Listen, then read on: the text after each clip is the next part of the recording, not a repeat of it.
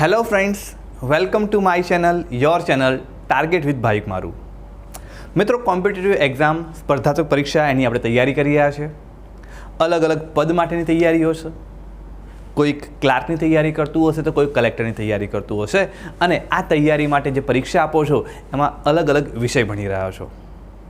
થઈ શકે કે એક જ વિષય કલેક્ટર માટે પણ હોય અને એ જ વિષય ક્લાર્ક માટે આવતો હોય, પણ ક્યાંક વિષયના કેટલાક ટૉપિક વધારે હોય, ક્યાંક પરીક્ષામાં ટૉપિક ઓછા હોય. આવા જ એક વિષયની વાત કરવા જઈ રહ્યો છું અને એ વિષય છે સાયન્સ એન્ડ ટેકનોલોજી. મિત્રો, આ વિષય એવો હશે કે પહેલાં એવું હતું કે science and technology higher level, that is class 1-2 છે એમાં જ પૂછાતો.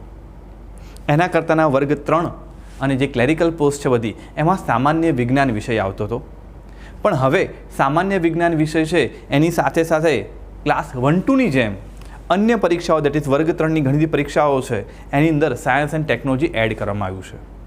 સિલેબસ ઉપર એક નજર નાખીએ તો તમે જુઓ કે આ ક્લાસ 1-2નો સિલેબસ છે.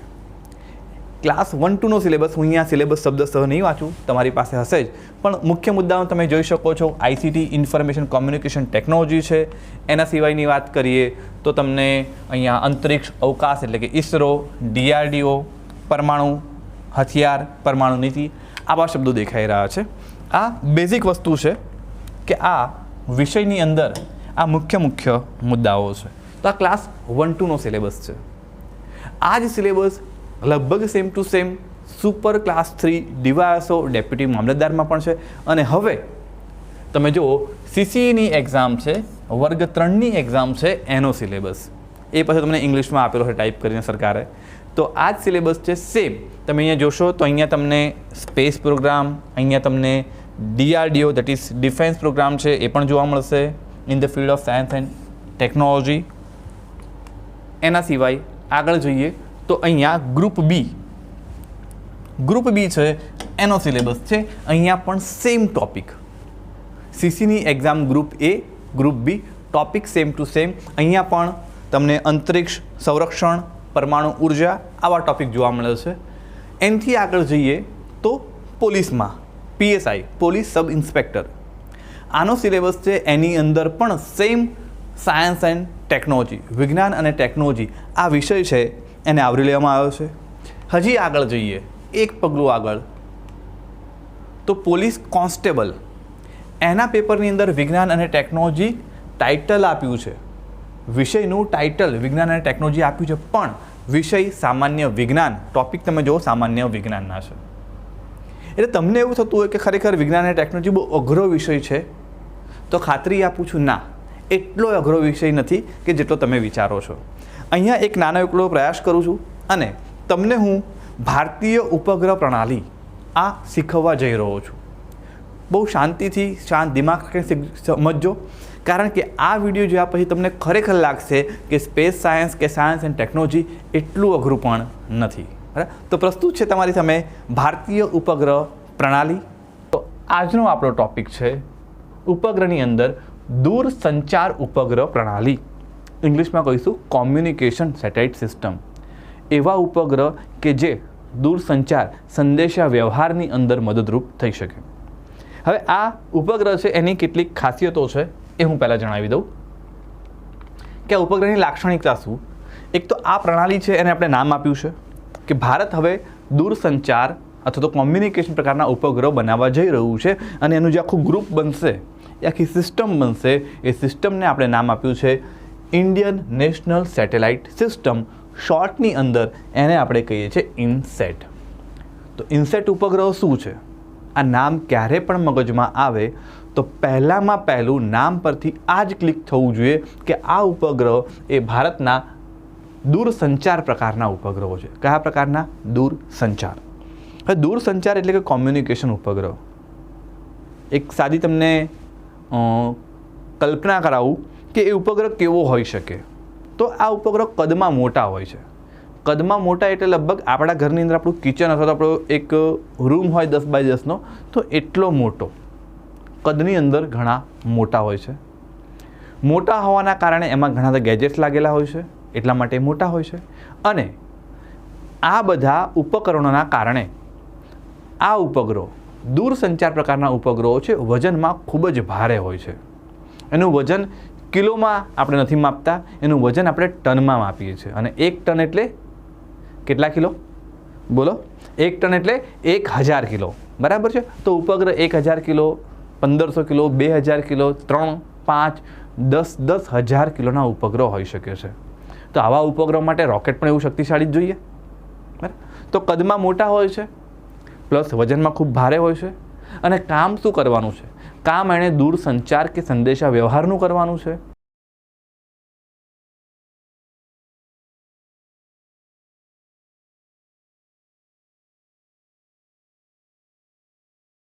દૂરસંચારનો ઉપગ્રહ પ્રક્ષેપિત કરવો હોય તો માત્ર અને માત્ર ભૂ સિન્ક્રોનસ એટલે કે જીઓ સિન્ક્રોનસ ઓર્બિટ પૃથ્વીથી આશરે 35,786 કિલોમીટર આ અંતરે જે કક્ષા છે એ કક્ષામાં જ આપણે મૂકી શકાય. તો આ બેઝિક માહિતી થઈ દૂરસંચાર ઉપગ્રહો માટેની. ઉદ્દેશ્ય શું છે? તો ઓબ્વિયસલી દૂરસંચાર કોમ્યુનિકેશનની વાત કરી રહ્યા છે. તો સંદેશા વ્યવહાર એ ટાઈમમાં કેવા હતા? એ ટાઈમમાં આપણે વાત કરી છે આ 1980થી શરૂઆત થઈ છે. તો ટીવી છે, રેડિયો પ્રસારણ છે, એ ટાઈમના સંદેશા વ્યવહારના માધ્યમો હતા.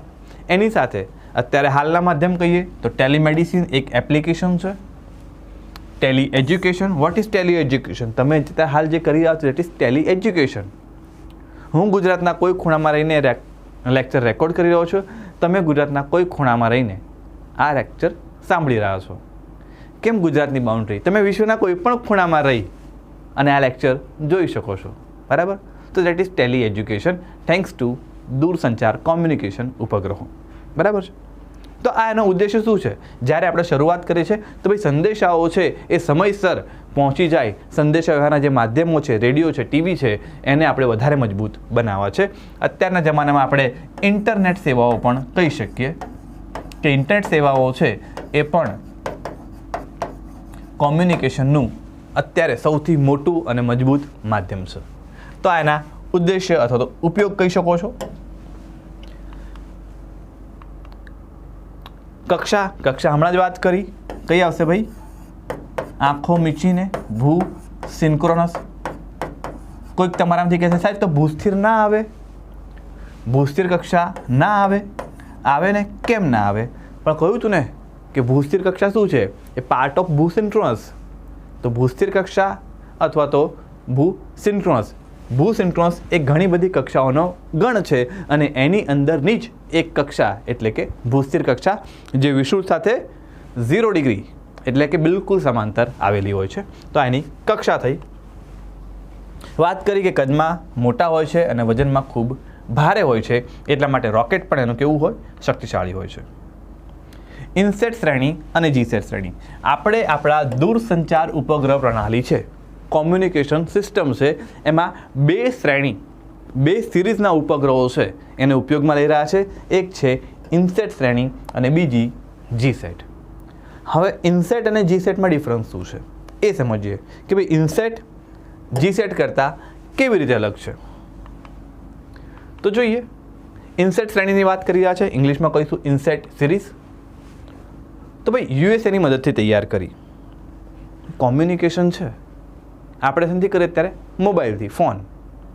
હવે તમને એવું કહેવામાં આવે કે ભાઈ પૈસાની ચિંતા ના કરતા, શોરૂમ આખો ખુલ્લો જ છે, દરેક બ્રાન્ડના મોબાઈલ છે, તમને જે જોઈએ એ લઈ લો. તો આપણે કયો મોબાઈલ લઈએ? પૈસા આપણે નહીં આપવાના, તમને ગમે એ મોબાઈલ લઈ લો. તો લગભગ મોટા ભાગના બધા એક જ ફોન પકડશે, આઈફોન, એપલનો. કેમ? કેમ કે મોંઘો છે એટલા માટે. આપણને બધું સ્ટેટસ રહે, આઈફોન લઈને ફરું છું, બરાબર છે ને? મોંઘો જ મીન્સ કે એના ફીચર્સ પણ એટલા સારા હોય છે, નો ડાઉટ એની પ્રાઇસ પણ એટલી જોરદાર છે. પણ કહેવાનો અર્થ કે સારામાં સારો ફોન એપલનો, અમેરિકન કંપની. તો દૂરસંચાર અમેરિકન કંપની કરાવડે છે ને, તો યાદ રાખીશું દૂરસંચાર ઉપગ્રહો છે ને એ આપણે અમેરિકા પાસેથી બનાવતા શીખ્યા. આવી રીતે યાદ રાખી શકાય, યાદ રાખવાની એક ટ્રીક ગણી શકો. તો કોમ્યુનિકેશન એની અંદર ઇનસેટ શ્રેણી છે એ આપણે અમેરિકા પાસેથી બનાવતા શીખ્યા છે. આ જે આખી સિરીઝ છે ઇનસેટ શ્રેણી છે, એમાં ઉપગ્રહોને આપણે અલગ અલગ જનરેશનની અંદર વહેંચ્યા છે. જેમ કે તારા ફોનમાં જનરેશન નહીં આવતી 2G 3G 4G 5G 6G આવવા લાગ્યું છે, બરાબર. આપણે આઈસીટીમાં એ ભણીશું, બરાબર. તો jet is G for generation.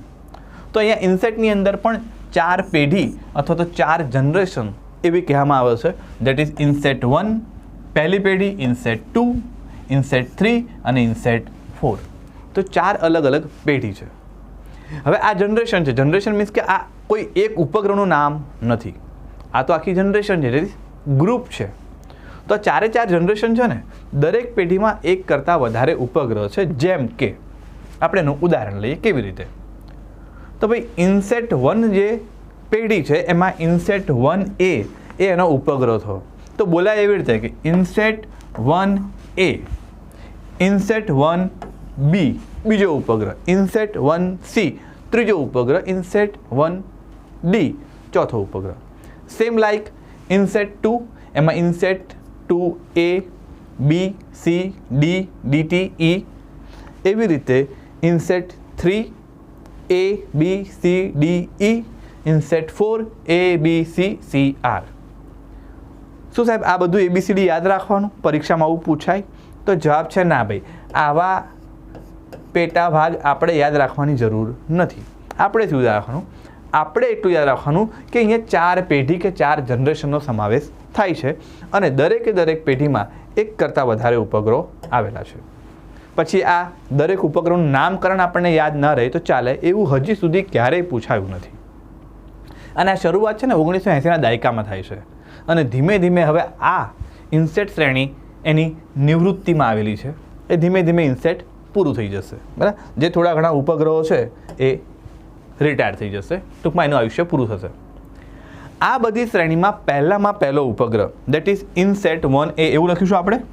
INSAT શ્રેણી એની અંદર પહેલી પેઢી એનો પહેલો ઉપગ્રહ દેટ ઇઝ ઇન્સેટ 1A.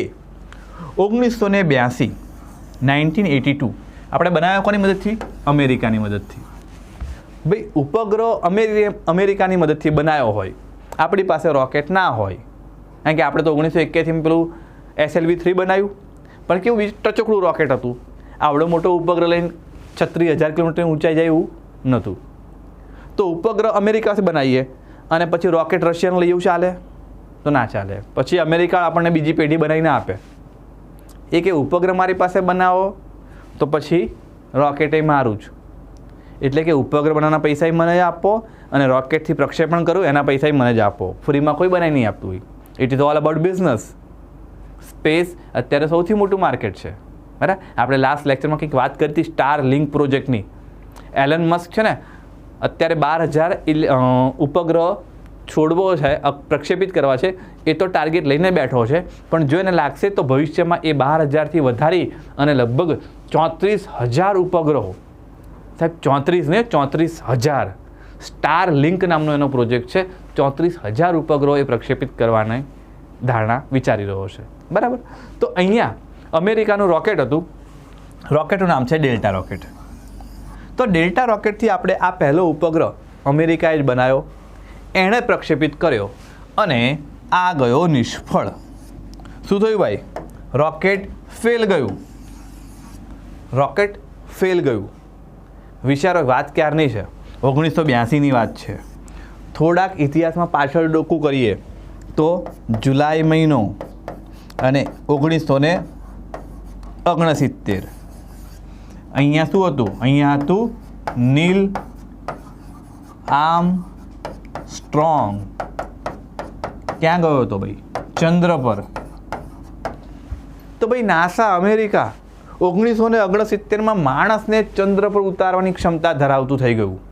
અને ત્યારે તો ઈસરો બન્યું નહોતું. ઈસરો તો ઓગસ્ટ મહિનામાં છે, 15મી ઓગસ્ટ 1969, આ જુલાઈ મહિનામાં. એનો અર્થ કે ઈસરોનો જન્મ નહોતો થયો એની પહેલાં નાસા તો બધાનો દાદા થઈને બેઠું છે. રશિયા કરતાં આગળ નીકળી ગયું. આપણે ઇતિહાસમાં જોઈ ચૂક્યા છીએ. હવે આટલું જોરદાર સ્પેસ સાયન્સનું દાદા કહેવાય એવું અમેરિકા એનો બનાવેલો ઉપગ્રહ એના રોકેટથી એણે મોકલ્યો અને શું ગયો? નિષ્ફળ ગયો. તો આવું જ થઈ શકે છે. કહેવાનો અર્થ કે કોઈ નિષ્ફળ ન જાય એવું ના હોય, બધાને જ સફળતા મળે એવું ના હોય પહેલા ધડાકે. પ્રયત્ન કરતો રહેવું પડે અને ક્યારેક નિષ્ફળતા મળી પણ શકે છે. નાસાને નિષ્ફળતા મળે તો આપણી નિષ્ફળતા કશું જ ના કહેવાય. અને નિષ્ફળતા એક ક્ષણિક હોય છે, બરાબર છે. નિષ્ફળતા અને સફળતા છે એની વ્યાખ્યા વ્યક્તિએ અલગ હોય છે, બરાબર છે. તો એવું નિષ્ફળતાથી ક્યારેય નાસીપાસ થવું નહીં. મેં કીધું ને કે ક્યારે એવું લાગે તો કોઈ તમારે મોટિવેશનલ સ્પીકરની એ જરૂર નથી. તમારે જરૂર છે તો ખાલી એક શબ્દની, સેલ્ફ ડિસિપ્લિન. સેલ્ફ ડિસિપ્લિનની તમને ખબર હોવી જોઈએ કે તમારે કેટલું વાંચવાનું છે, તમારે કેટલું ભણવાનું છે. મોબાઈલ બહુ મંતરવાનો ના હોય. પછી યુટ્યુબમાં તમે શોર્ટ્સ જોઈ રાખો ને ઇન્સ્ટાગ્રામમાં રીલ્સ જોઈ રાખો, એમાં આખો દિવસ નીકળી જાય. સાહેબ મોટિવેશન નહીં, સેલ્ફ ડિસિપ્લિનની જરૂર છે. સેલ્ફ ડિસિપ્લિન, મોટિવેશનની જરૂર નથી. મોટિવેશનની જરૂર કોને છે ભાઈ? જેનામાં અંદરથી માણસ બહુ જ હતાશ થઈ ગયો હોય એને. સેલ્ફ ડિસિપ્લિનમાં રહો, મોટિવેશનની ક્યાં જરૂર છે, બરાબર. તો જો નાસા જેવું નાસા છે એ પણ નિષ્ફળ જઈ શકે છે. તો કરવાનું શું? તો કરવાનું કંઈ નહીં સાહેબ, પ્રયત્ન કરવાનો. ગમે તે નિષ્ફળતા છે એનો એક જ જવાબ છે કે પ્રયત્ન કરો. અને હવે તો અમેરિકા માટે ચેલેન્જ થઈ ગઈ. અમેરિકા માટે ચેલેન્જ થઈ ગઈ કે એનો બનેલો ઉપગ્રહ એના રોકેટથી નિષ્ફળ ગયો ભાઈ. દુનિયા સામે શું મોઢું દેખાડવાનું? એટલે બીજા વર્ષે એ પ્રયત્ન કરે છે. ઇનસેટ 1B 1983 અમેરિકાનું, ભાઈ એના માટે ચેલેન્જ હતી. તો રોકેટનું નામ છે ચેલેન્જર. તો ચેલેન્જર રોકેટ છે એનાથી આ ઉપગ્રહ છે આ પ્રક્ષેપિત થાય છે. અને આની સાથે ભારતનો પહેલો દૂરસંચાર ઉપગ્રહ છે એ સફળ રીતે 1983માં પ્રક્ષેપિત થાય છે. એક બાજુ ક્રિકેટનો વર્લ્ડ કપ જીતીએ છે અને એક બાજુ આપણે ઉપગ્રહને સફળ રીતે પ્રક્ષેપિત કરવામાં સફળ થઈએ છીએ, બરાબર. તો આ હતી ઇનસેટ સિરીઝ. એનું આપણે થોડીક હિસ્ટ્રી જોઈ ઇનસેટ 1 અને ઇનસેટ 1B માટે. હવે આ શ્રેણી છે એ ધીમે ધીમે નિવૃત્તિની નજીક છે. તમે જો 1982 આ 2024 ચાલે છે, એમ 42 વર્ષ થઈ ગયા. ઉપગ્રહનું આયુષ્ય ધીમે ધીમે બધું પૂરું થઈ ગયું છે. પહેલી શ્રેણી નિવૃત્ત થઈ, પહેલી પેઢી, પછી બીજી, પછી ત્રીજી, પછી ચોથી. અત્યારે કેટલાક ચોથી ઇનસેટ 4 એના કેટલાક ઉપગ્રહો છે એ કામ કરી રહ્યા છે, બરાબર. તો આ શ્રેણી ધીમે ધીમે નિવૃત્ત થઈ રહી છે. તો નવા ઉપગ્રહ બનાવવા પડશે ને એની જગ્યાએ.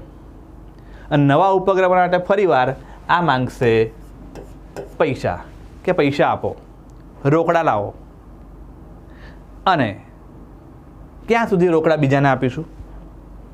આપણે લક્ષ્ય લઈને ચાલ્યા હતા ને કે અંતરિક્ષ વિજ્ઞાન છે એનો વિકાસ કરી દેશનો આર્થિક ને સામાજિક વિકાસ કરવો છે. તો બહાર જે પૈસા જઈ રહ્યા છે એને રોકવા પડશે કે નહીં?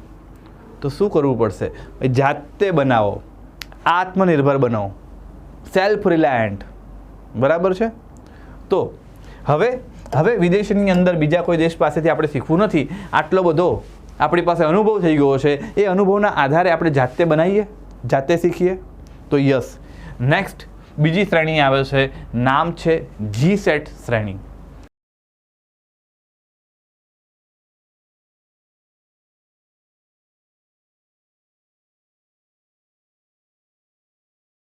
જીસેટ શ્રેણી શું છે? તો અગેન ભારતના દૂરસંચાર ઉપગ્રહો છે એનો જ એક ભાગ છે. ઇસરો દ્વારા નિર્મિત સંપૂર્ણ સ્વદેશી ઉપગ્રહો. શું છે ભાઈ? જીસેટ ઇસરો દ્વારા નિર્મિત સંપૂર્ણ સ્વદેશી ઉપગ્રહ. પ્રકાર કયો છે? તો પ્રકાર હજી દૂરસંચાર જ છે. દૂરસંચારમાં આપણે બે ફાંટા જોયા, એક છે ઇનસેટ, બીજું છે જીસેટ. ઇનસેટ અમેરિકાની મદદથી વિકસાયા છે, જીસેટ છે એ સ્વદેશી છે. ઇનસેટમાં 4 પેઢી હતી અને દરેક પેઢીમાં એક કરતાં વધારે ઉપગ્રહ. અહીંયા આપણે એવી કોઈ પેઢી આપી નથી. સીધું જ નામકરણ કેવી રીતે છે? તો જીસેટ અને પછી એનો નંબર. જેમ કે પહેલામાં પહેલો જીસેટ સ્વદેશી ઉપગ્રહ, નામ આપ્યું જીસેટ 1. ક્યારે પ્રક્ષેપિત કર્યો? તો વર્ષ 2001. ભાઈ નવું મિલેનિયમ એનું પહેલું જ વર્ષ. અને મહિનો જો ને તોય પહેલો. સાહેબ એપ્રિલ તો ચોથો મહિનો આવે, પહેલો ક્યાંનો? ભાઈ પહેલો ફાઇનાન્શિયલ યરનો ગણવાનો. ફાઇનાન્શિયલ યર છે ને પહેલો મહિનો થયો કે નહીં? એપ્રિલ ટુ માર્ચમાં પતી જાય. તે રીતે યાદ રાખવાનું કે ભાઈ ઉપગ્રહ એ પણ નંબર 1, મહિનો એ પણ નંબર 1, વર્ષ એ પણ નંબર 1. અને આની સામે ભારતે એક રોકેટ બનાવી દીધું, તૈયાર કરી રાખ્યું હતું. રોકેટનું નામ છે GSLV Mark 2. આને બોલીશું માર્ક, MK એટલે કે માર્ક અને 2. ખાસ અહીંયા ચોખવટ કરીશ કે ઘણી બધી બુક્સ છે એની અંદર થોડી પ્રિન્ટિંગ મિસ્ટેક છે. માર્ક 1 લખેલું છે, માર્ક 1 એ ખોટું છે, માર્ક 2 એ સાચું છે, જેનો રેફરન્સ તમને ઇસરોની વેબસાઇટ પર મળી જશે. બરાબર, તો માર્ક 2 છે એ સાચું રોકેટ છે. તો માર્ક 2 રોકેટ છે ને, આ રોકેટનું પણ આ પ્રથમ ઉડાન હતી. તો જો બધું ફર્સ્ટ છે, GSAT-1 એ પણ ફર્સ્ટ, મહિનો પણ ફર્સ્ટ, મિલેનિયમ છે એની અંદર યર જુઓ તો એ પણ ફર્સ્ટ, રોકેટ છે, રોકેટની ઉડાન પણ ફર્સ્ટ. અને જો આત્મવિશ્વાસ હોય તો પહેલા પ્રયત્ને સફળતા મળે ને મળે. કેમ ના મળે? મહેનત અને પોતાના પર વિશ્વાસ, આત્મવિશ્વાસ બહુ જરૂરી છે. હમણાં જોયું ને 82માં ડેલ્ટા રોકેટ ફેલ ગયું અમેરિકાનું.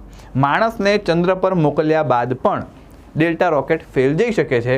અને આટલી બધી નિષ્ફળતાઓ બાદ પણ જો અથાગ મહેનત કરેલી હોય, પોતાના પર વિશ્વાસ રાખેલો કે ના થશે, હું કરીશ, તો આ ઉદાહરણ તમારી સામે જ છે કે ભારતનું પહેલું રોકેટ ઉપગ્રહની કેટેગરીમાં જોઈએ તો આ પહેલો સ્વદેશી ઉપગ્રહ અને એનું પ્રથમ ઉડાન એ સફળ રહી. તો રોકેટ અને ઉપગ્રહ બંને સફળ. તો ધીસ ઇઝ GSAT-1. એક હિસ્ટ્રી જેવું છે, 1 લાઇનની અંદર આપણે જોયું. નેક્સ્ટ જોઈએ તો આવા ઘણા બધા હવે GSAT પછી 1, 2, 3, 4, 5, 6, 7, 8 એમ કન્ટિન્યુઅસ નંબર ચાલી રહ્યા છે. અત્યારે કંઈક GSAT-31 સુધી આપણે પહોંચી ચૂક્યા છીએ, GSAT-31 સુધી. તો GSAT-19ને જોઈશું એકવાર. GSAT-19 વર્ષ 2017. ભારતે વધુ શક્તિશાળી રોકેટ બનાવ્યું. આપણે બધા રોકેટ ભણીશું, તમે જરાય મૂંઝાતા નહીં સાહેબ, તમે રોકેટ બોલો છો પણ અમને રોકેટ વિશે ખબર નથી. બધી જ ખબર પડશે અને આ બધું પાછું ફરીવાર ત્યાં આવશે, એટલે અત્યારે મૂંઝાતા નહીં. પણ જુઓ કે ભારતે હજી શક્તિશાળી રોકેટ બનાવ્યું, નામ આપ્યું GSLV Mark 3. સાહેબ આ રોકેટ છે, એણે GSAT-19ને આ પણ એનું પ્રથમ પરીક્ષણ હતું એ સફળ ગયું. બરાબર, તો GSAT-19 છે આ પહેલો દૂરસંચાર ઉપગ્રહ છે કે જેને ભારતીય રોકેટ GSLV Mark 3 એના દ્વારા મોકલવામાં આવ્યું. તો આ રોકેટ દ્વારા GSLV Mark 3 દ્વારા કોઈ ભારતીય દૂરસંચાર ઉપગ્રહ પ્રથમ મોકલવામાં આવ્યો હોય તો એ છે GSAT-19. બરાબર, તો અહીંયા પણ આપણને સફળતા મળે છે, એટલા માટે આ લાઈન લીધેલી છે. એના પછી GSAT-30 જે જાન્યુઆરી 2020માં આપણે મોકલ્યું, પણ એ રોકેટ એરિયન 5 રોકેટ હતું, દેટ ઇઝ યુરોપિયન સ્પેસ એજન્સીનું. એને આપણે GSLV Mark 2 કે Mark 3 અંતર્ગત મોકલેલ નથી. જો એરિયન 5 રોકેટ હોય તો યુરોપિયન સ્પેસ એજન્સી આવશે અને સ્થળ આવશે ફ્રેન્ચ ગ્યુએના,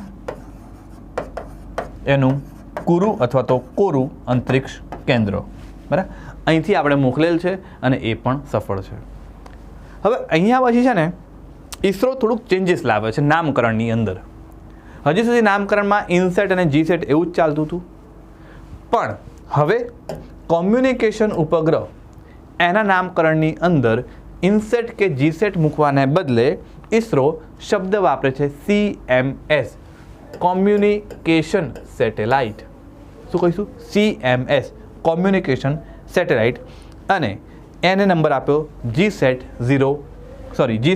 CMS-1 અથવા GSAT-12R પણ એને કહેવામાં આવે છે. તો નવું નામકરણ છે દેટ ઇઝ CMS-1 અને એ મોકલ્યો છે ડિસેમ્બર 2020ને 2020. રોકેટ PSLV C-15 અને એ સફળ રહ્યું છે. દરેક રોકેટ GSLV PSLV એની પૂરેપૂરી માહિતી લઈશું. અત્યારે માત્ર યાદ રાખો કે ઉપગ્રહ છે અને એ સફળ રીતે આપણે પ્રક્ષેપિત કર્યો છે. CMS-1 પછી CMS-2, 3, 4, 5, 6 એવા પણ નામકરણ છે. અત્યારે એ ચર્ચામાં આપણે નથી પડતા. અગત્યની વસ્તુ છે એ જોઈશું કે ભાઈ GSAT શ્રેણી છે એ આવી રીતે નંબરમાં આગળ વધી અને સ્વદેશી ઉપગ્રહ એને ભારત હવે GSATની જગ્યાએ CMS એવું નામકરણ કરી અને નંબર 1, 2, 3 એવું આપવાનું સ્ટાર્ટ કરેલું છે.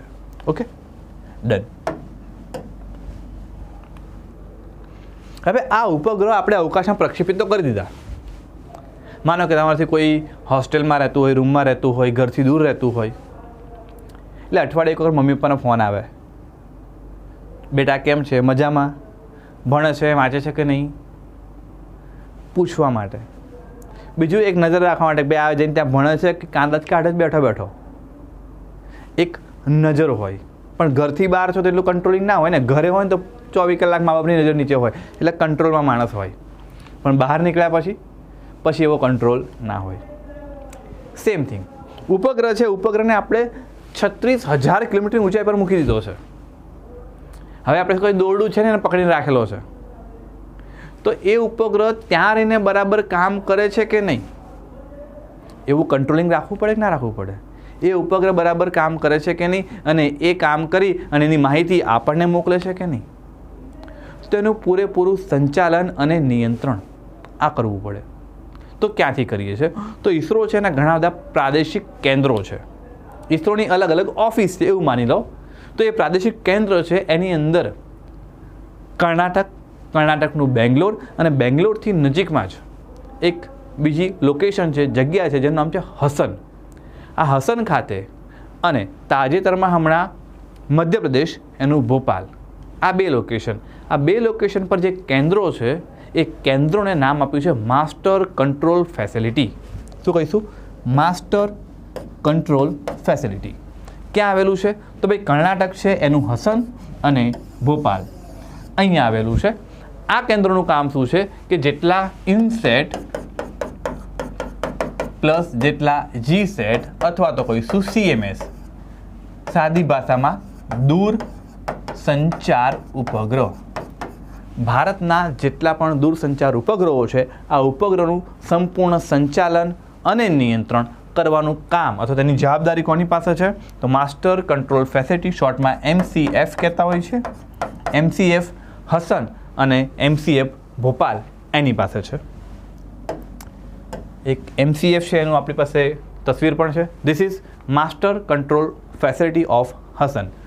માસ્ટર કંટ્રોલ ફેસિલિટી, ત્યાંનો ગેટ છે, એનો ફોટોગ્રાફ છે, કર્ણાટકમાં આવેલું હસન ખાતેથી. બરાબર. તો આવી રીતે આપણે દૂરસંચાર ઉપગ્રહ છે એને પ્રક્ષેપિત પણ કર્યા, અમેરિકાની મદદથી લઈ અને વિકસાવ્યા. સ્વદેશી ઉપગ્રહો છે એને વિકસાવ્યા, સ્વદેશી રોકેટ પણ વિકસાવ્યું, પ્રક્ષેપણ કર્યું, અને પ્રક્ષેપણ બાદ હવે એનું સંચાલન અને નિયંત્રણ પણ આપણે જાતે જ કરી રહ્યા છીએ. બરાબર.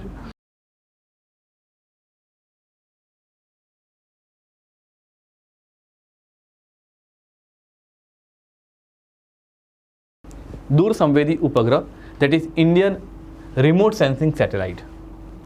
મિત્રો, દૂર સંવેદી આ શબ્દ છે એને આપણે થોડો સમજીએ. ઉપગ્રહની ચર્ચા તો કરીશું, પણ આ શબ્દ છે એનો અર્થ શું થાય એ સમજવો છે. બરાબર. તો જોઈએ પહેલાં કે આ દૂર સંવેદી એનો અર્થ છે શું. તે થોડું કાલ્પનિક ઉદાહરણ આપું છું, એ રીતે સમજાવવાનો પ્રયત્ન કરું છું.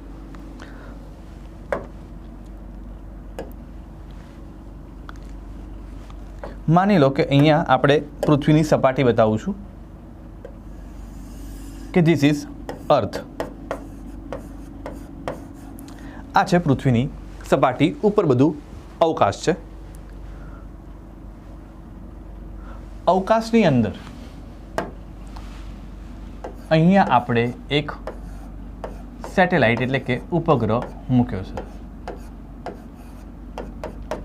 આ શું છે? તો ભાઈ આ સેટેલાઇટ છે, દેટ ઇઝ ઉપગ્રહ. હવે માનો કે આ ઉપગ્રહ, એને હું કહું કે આ દૂર સંચાર પ્રકારનો ઉપગ્રહ છે. શું છે? દૂર સંચાર એટલે કે કોમ્યુનિકેશન પ્રકારનો ઉપગ્રહ છે. તો આનો ઉપયોગ આપણે કેવી રીતે લેતા હોઈએ છીએ કે પૃથ્વી પર અહીંયા કોઈ એક આપણે સ્ટેશન બનાવ્યું છે,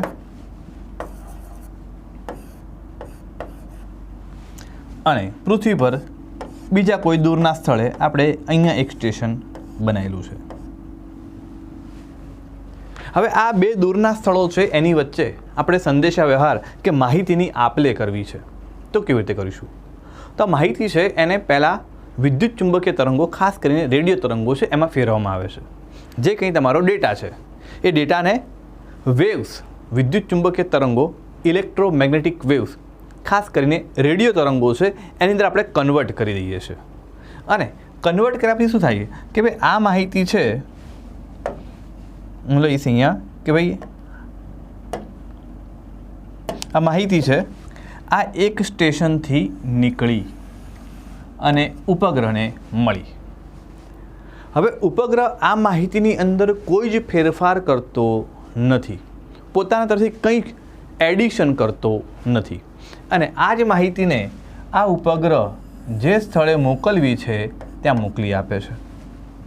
તો આવી રીતે કંઈક દૂરસંચાર ઉપગ્રહ કામ કરતો હોય કે અહીંથી કંઈક માહિતી મળી, એને શું કર્યું, એને લગભગ પરાવર્તિત કરી દીધી એ માહિતીને એક દૂરના સ્થળે, અને એ દૂરના સ્થળે એ જે માહિતી, એ વેવ્સ આવ્યા, એ તરંગો આવ્યા, એને ઉકેલવામાં આવશે કે આ તરંગો છે એક્ઝેક્ટલી કહેવા શું માંગે છે, અને એની અંદરની માહિતી પછી બહાર આવે. દેટ ઇઝ કોડિંગ અને ડીકોડિંગ કહેવાય આપણે એને. બરાબર છે. તો કોઈ દૂરસંચાર ઉપગ્રહ છે આ રીતે કામ કરતો હોય.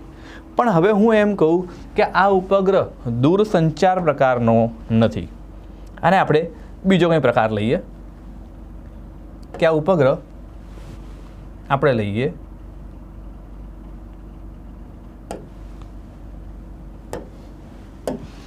કે આ ઉપગ્રહ હવે દૂર સંવેદી, ઇંગ્લિશ કરીએ દૂરનું રિમોટ. ભાઈ આપણા ઘરમાં ટીવીનું ને એસીનું રિમોટ હોય છે ને, રિમોટ કંટ્રોલ કરી રહ્યા છે ટીવીને કે એસીને દૂરથી હાથની, એ હાથમાં નાનું રમકડું છે એને પકડીને, ત્યારે આપણે શોર્ટમાં કહીએ રિમોટ. પણ રિમોટ એટલે શું? દૂર. રિમોટનો અર્થ થાય દૂર. દૂરથી સંવેદના જે અનુભવી શકે છે, સંવેદના અનુભવી એટલે સેન્સ કરવી, તો જે સેન્સ કરી શકે છે એને કહીશું રિમોટ સેન્સિંગ. શું છે? તો સેટેલાઇટ. હવે જોજો, રિમોટ સેન્સિંગ સેટેલાઇટ છે એ કઈ પ્રકારે કામ કરશે. રિમોટ સેન્સિંગ સેટેલાઇટ છે એનો મુખ્ય ઉપયોગ શું છે? એનો મુખ્ય ઉપયોગ છે પ્રાકૃતિક સંસાધનો,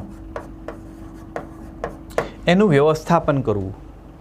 પૃથ્વીની અંદર, જમીનની અંદર ક્યાંક કોલસો છે, ક્યાંક સોનું છે, ક્યાંક પેટ્રોલિયમ છે, ક્યાંક ખનિજ ગેસ છે, ક્યાંક યુરેનિયમ છે, ક્યાંક ભૂગર્ભ જળ છે.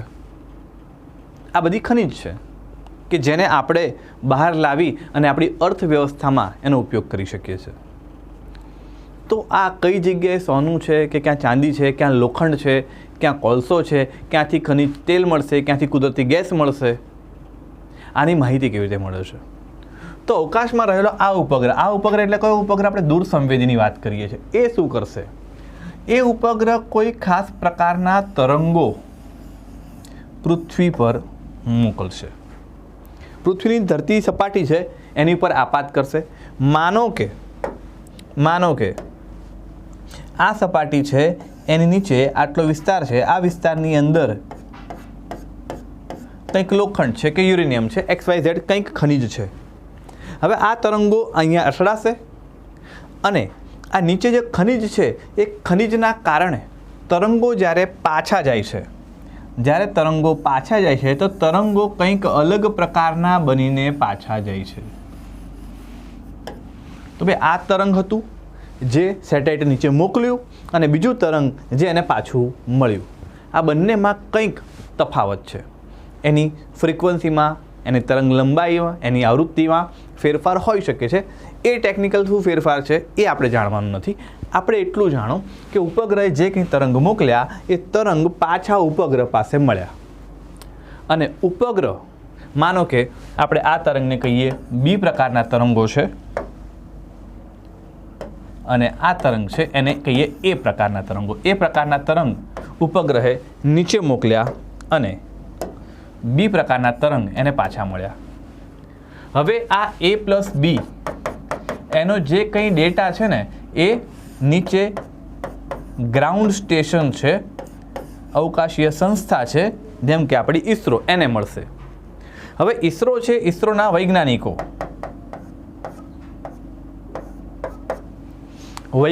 છે એ આ માહિતી છે એને ઉકેલશે કે ઉપગ્રહે ભાઈ એ પ્રકારના તરંગ મોકલ્યા હતા અને પાછા બી પ્રકારના મળ્યા. એનો અર્થ કે અહીંયા કોલસો હોઈ શકે છે, અહીંયા સોનું હોઈ શકે છે, અહીંયા ભૂગર્ભ જળ હોઈ શકે છે, અહીંથી ખનિજ તેલ મળવાની સંભાવના છે. આ બધું કામ કોણ કરશે? આ સંસ્થા કરશે. આ સંસ્થાને કેવી રીતે ખબર પડી કે આ ઉપગ્રહે પૃથ્વીની સપાટીથી ઘણે ઊંચે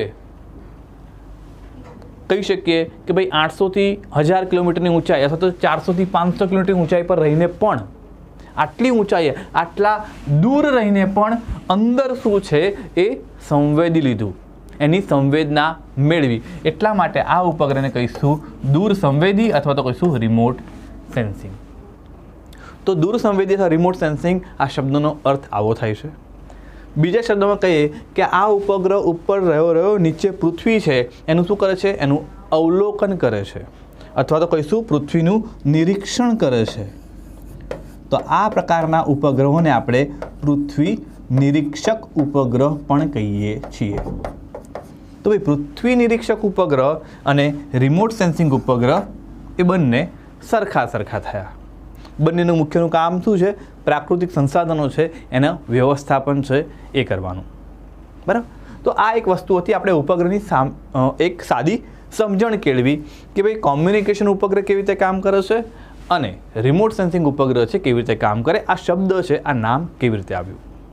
ચલો બેક ટુ પાછા આવી જઈએ આપણે આપણી સ્લાઇડ પર કે ભારતીય દૂર સંવેદી ઉપગ્રહ અથવા ઇંગ્લિશમાં કહીશું ઇન્ડિયન રિમોટ સેન્સિંગ સેટેલાઇટ. મુખ્ય કામ શું છે, તો મુખ્ય કામ પૃથ્વીનું નિરીક્ષણ કરવાનું છે અને એટલા માટે જ ઉપગ્રહને પણ પૃથ્વી નિરીક્ષક ઉપગ્રહ ઇંગ્લિશમાં કહીશું અર્થ ઓબ્ઝર્વેટરી સેટેલાઇટ એટલે કે ઇંગ્લિશની અંદર શોર્ટ ફોર્મમાં આને કહીશું આપણે EOS. તો EOS that is earth observatory satellite એનું જ ટૂંકું નામ છે. આગળ જોઈએ. ઉદ્દેશ શું છે, તો એનો ઉદ્દેશ્ય છે કે પૃથ્વીનું નિરીક્ષણ કરે છે, પૃથ્વીના પેટાળની અંદર કેવા પ્રકારના પ્રાકૃતિક સંસાધનો રહેલા છે એનું સર્વેક્ષણ કરવાનું છે અને એનું વ્યવસ્થાપન કરવાનું છે. હવે યાદ રાખીશું રશિયા મીન્સ કે એ ટાઈમનું સોવિયત સંઘ એની મદદથી વિકસાયા. ભાઈ ઉપયોગના આધારે આપણે કહ્યું તો મુખ્ય બે પ્રકાર છે. એક છે કોમ્યુનિકેશન દેટ ઇઝ ફોન. તો ફોન કોનો, એપલનો, એપલ દેટ ઇઝ અમેરિકા. તો કોમ્યુનિકેશન ઉપગ્રહ છે આપણે અમેરિકાની મદદથી વિકસાવ્યા. Next remote sensing, R for remote, R for Russia. તો રિમોટ સેન્સિંગ પ્રકારના જે ઉપગ્રહો છે એ પણ આપણને બનાવતા તો નતા જ આવડતા. તો આપણે કોઈકની મદદ લીધી. કોની, તો ભાઈ આપણે જે શીત યુદ્ધ ચાલી રહ્યું છે USSR અને USA એની વચ્ચે, તો બંનેનો લાભ લીધો. કારણ કે એ શીત યુદ્ધ છે ને એની અંદર એવું હતું કે બંને પક્ષે દેટ ઇઝ અમેરિકાના પક્ષે અને રશિયા સોવિયત સંઘ એના પક્ષને એવું હતું કે હવે જે 1940-1950નો દાયકો છે એશિયા અને આફ્રિકાની અંદર ઘણા બધા ખંડ છે, ઘણા બધા દેશ છે એ ગુલામીથી મુક્ત થઈ રહ્યા છે, જેમ કે ભારત મુક્ત થયું એવી રીતે. તો જે નવા મુક્ત થનારા દેશો છે એ પોતાની તરફ આવી જાય. તો આ વિશ્વને આપણે બાયપોલર વિશ્વ, દ્વિધ્રુવીય વિશ્વ એવું કહીએ છીએ કે અમુક લોકો છે એ અમેરિકા તરફ ગયા, અમુક લોકો છે એ રશિયા તરફ ગયા. તો ભારત પણ એમાંનો એક દેશ છે. ભારતે શું કર્યું, ભારતે અમેરિકામાંથી લાભ લીધો અને રશિયા પરથી પણ લાભ લીધો. કોમ્યુનિકેશન અમેરિકા પાસેથી, રિમોટ સેન્સિંગ રશિયા પાસેથી. અને જોડાયું કોનામાં, તો કે અમે તો બિન જોડાણવાદની નીતિ અપનાવીએ છીએ, અમે ક્યાંય જોડાયા નથી. બરાબર. તો યાદ રાખીશું રિમોટ સેન્સિંગ છે એ રશિયા પાસેથી આપણે શીખ્યા છીએ. પહેલો ઉપગ્રહ IRS એટલે કે Indian remote sensing satellite number 1 અને એમાં આ પહેલો ભારતનો રિમોટ સેન્સિંગ ઉપગ્રહ હતો કે જે 1988માં સાહેબ પહેલો કઈ રીતે કે જેનો આપણે વ્યાવસાયિક રીતે ઉપયોગ કરી રહ્યા છે. બાકી ભારતનો સૌપ્રથમ ઉપગ્રહ એ પણ રશિયાએ બનાવો દેટ ઇઝ આર્યભટ્ટ 1975 અને એ પણ રિમોટ સેન્સિંગ પ્રકારનો હતો. પણ એ બધા કેવા એક્સપેરિમેન્ટલ હતા. આ એક્સપેરિમેન્ટલ નથી, આ આપણે કોમર્શિયલી બનાવેલા છે. તો 1A એ પ્રથમ ઉપગ્રહ છે કયા પ્રકારનો, તો રિમોટ સેન્સિંગ પ્રકારનો, વર્ષ 1988 અને સોવિયત સંઘ એનું પ્રક્ષેપણ કેન્દ્ર દેટ ઇઝ બેકાનુર અને રોકેટ હતું વોસ્ટોક રોકેટ. અને આ જે છે એ સફળ રહેશે. આ આપણું સફળ પ્રક્ષેપણ. બીજી એક ખાસિયત કે રિમોટ સેન્સિંગ ઉપગ્રહ કદમાં નાના હોય છે. ભાઈ કોમ્યુનિકેશનમાં મેં કહ્યું હતું કદાચ આપણા ઘરના રૂમ જેવડા ઉપગ્રહો હોઈ શકે છે, પણ રિમોટ સેન્સિંગ આ પેન જેટલા પણ હોઈ શકે, પેન કરતાં નાની વસ્તુ છે એટલા પણ હોઈ શકે. વચ્ચે ચેન્નઈની એક સ્કૂલ છે સ્પેસ કિડ્સ ઇન્ડિયા લિમિટેડ કરીને, એની વિદ્યાર્થીઓ છે, એ વિદ્યાર્થીઓએ એક ઉપગ્રહ બનાવ્યો હતો, નાનો ઉપગ્રહ, અને એની સાઇઝ માત્ર 10 સેન્ટીમીટરનું એક ખોખું હોય ચોરસ એટલું. નામ આપ્યું હતું કલામસેટ. બરાબર. તો રિમોટ સેન્સિંગ સેટેલાઇટ એ કોમ્યુનિકેશન ઉપગ્રહો છે એની જેટલા કદમાં ખૂબ વિશાળ નથી હોતા, એ કદમાં ઘણા નાના હોય છે. નાના હોવાના કારણે વજનમાં હળવા પણ હોય. નાના છે, વજનમાં હળવા છે, પ્લસ એને પહોંચવાનું ક્યાં છે? એને પહોંચવાનું છે ધ્રુવીય કક્ષામાં મુખ્ય ભાગે. તો ઓછા શક્તિશાળી રોકેટની મદદથી પણ આપણે મોકલી શકીએ છીએ. બરાબર. તો યાદ રાખવાની વસ્તુ છે કે કદમાં નાના અને વજનમાં હળવા છે. કક્ષા કઈ? ચલો, આ અગત્યની વસ્તુ છે. રિમોટ સેન્સિંગ ઉપગ્રહ કઈ કક્ષામાં જાય? હમણાં એક મેં ઉદાહરણ આપ્યું કે ધ્રુવીય કક્ષા, પણ એના સિવાય પણ બીજી કક્ષાઓ છે, જેમ કે નીચલી ભૂકક્ષા. સાહેબ, નીચલી ભૂકક્ષામાં રિમોટ સેન્સિંગ સેટેલાઇટ મૂકી શકાય? યસ. તો પણ કેમ? અને નો તો પણ કેમ? ચલો જવાબ આપો, વિચારો. નીચલી ભૂકક્ષામાં મૂકી શકાય? તો જવાબ છે હા, મૂકી શકાય. અથવા ઊંધું વિચારો કે નીચલી ભૂકક્ષામાં કોમ્યુનિકેશન મૂકી શકાય? તો જવાબ સદંતર ના છે કે ના મૂકી શકાય, કારણ કે કોમ્યુનિકેશન કરવું હોય તો ભૂ સિન્ક્રોનસમાં જ જવું પડે. તો આ કક્ષામાં કયા આવશે? તો ઓબ્વિયસલી રિમોટ સેન્સિંગ. તો લો અર્થ ઓર્બિટ છે એની અંદર પણ રિમોટ સેન્સિંગ ઉપગ્રહ મૂકી શકાય.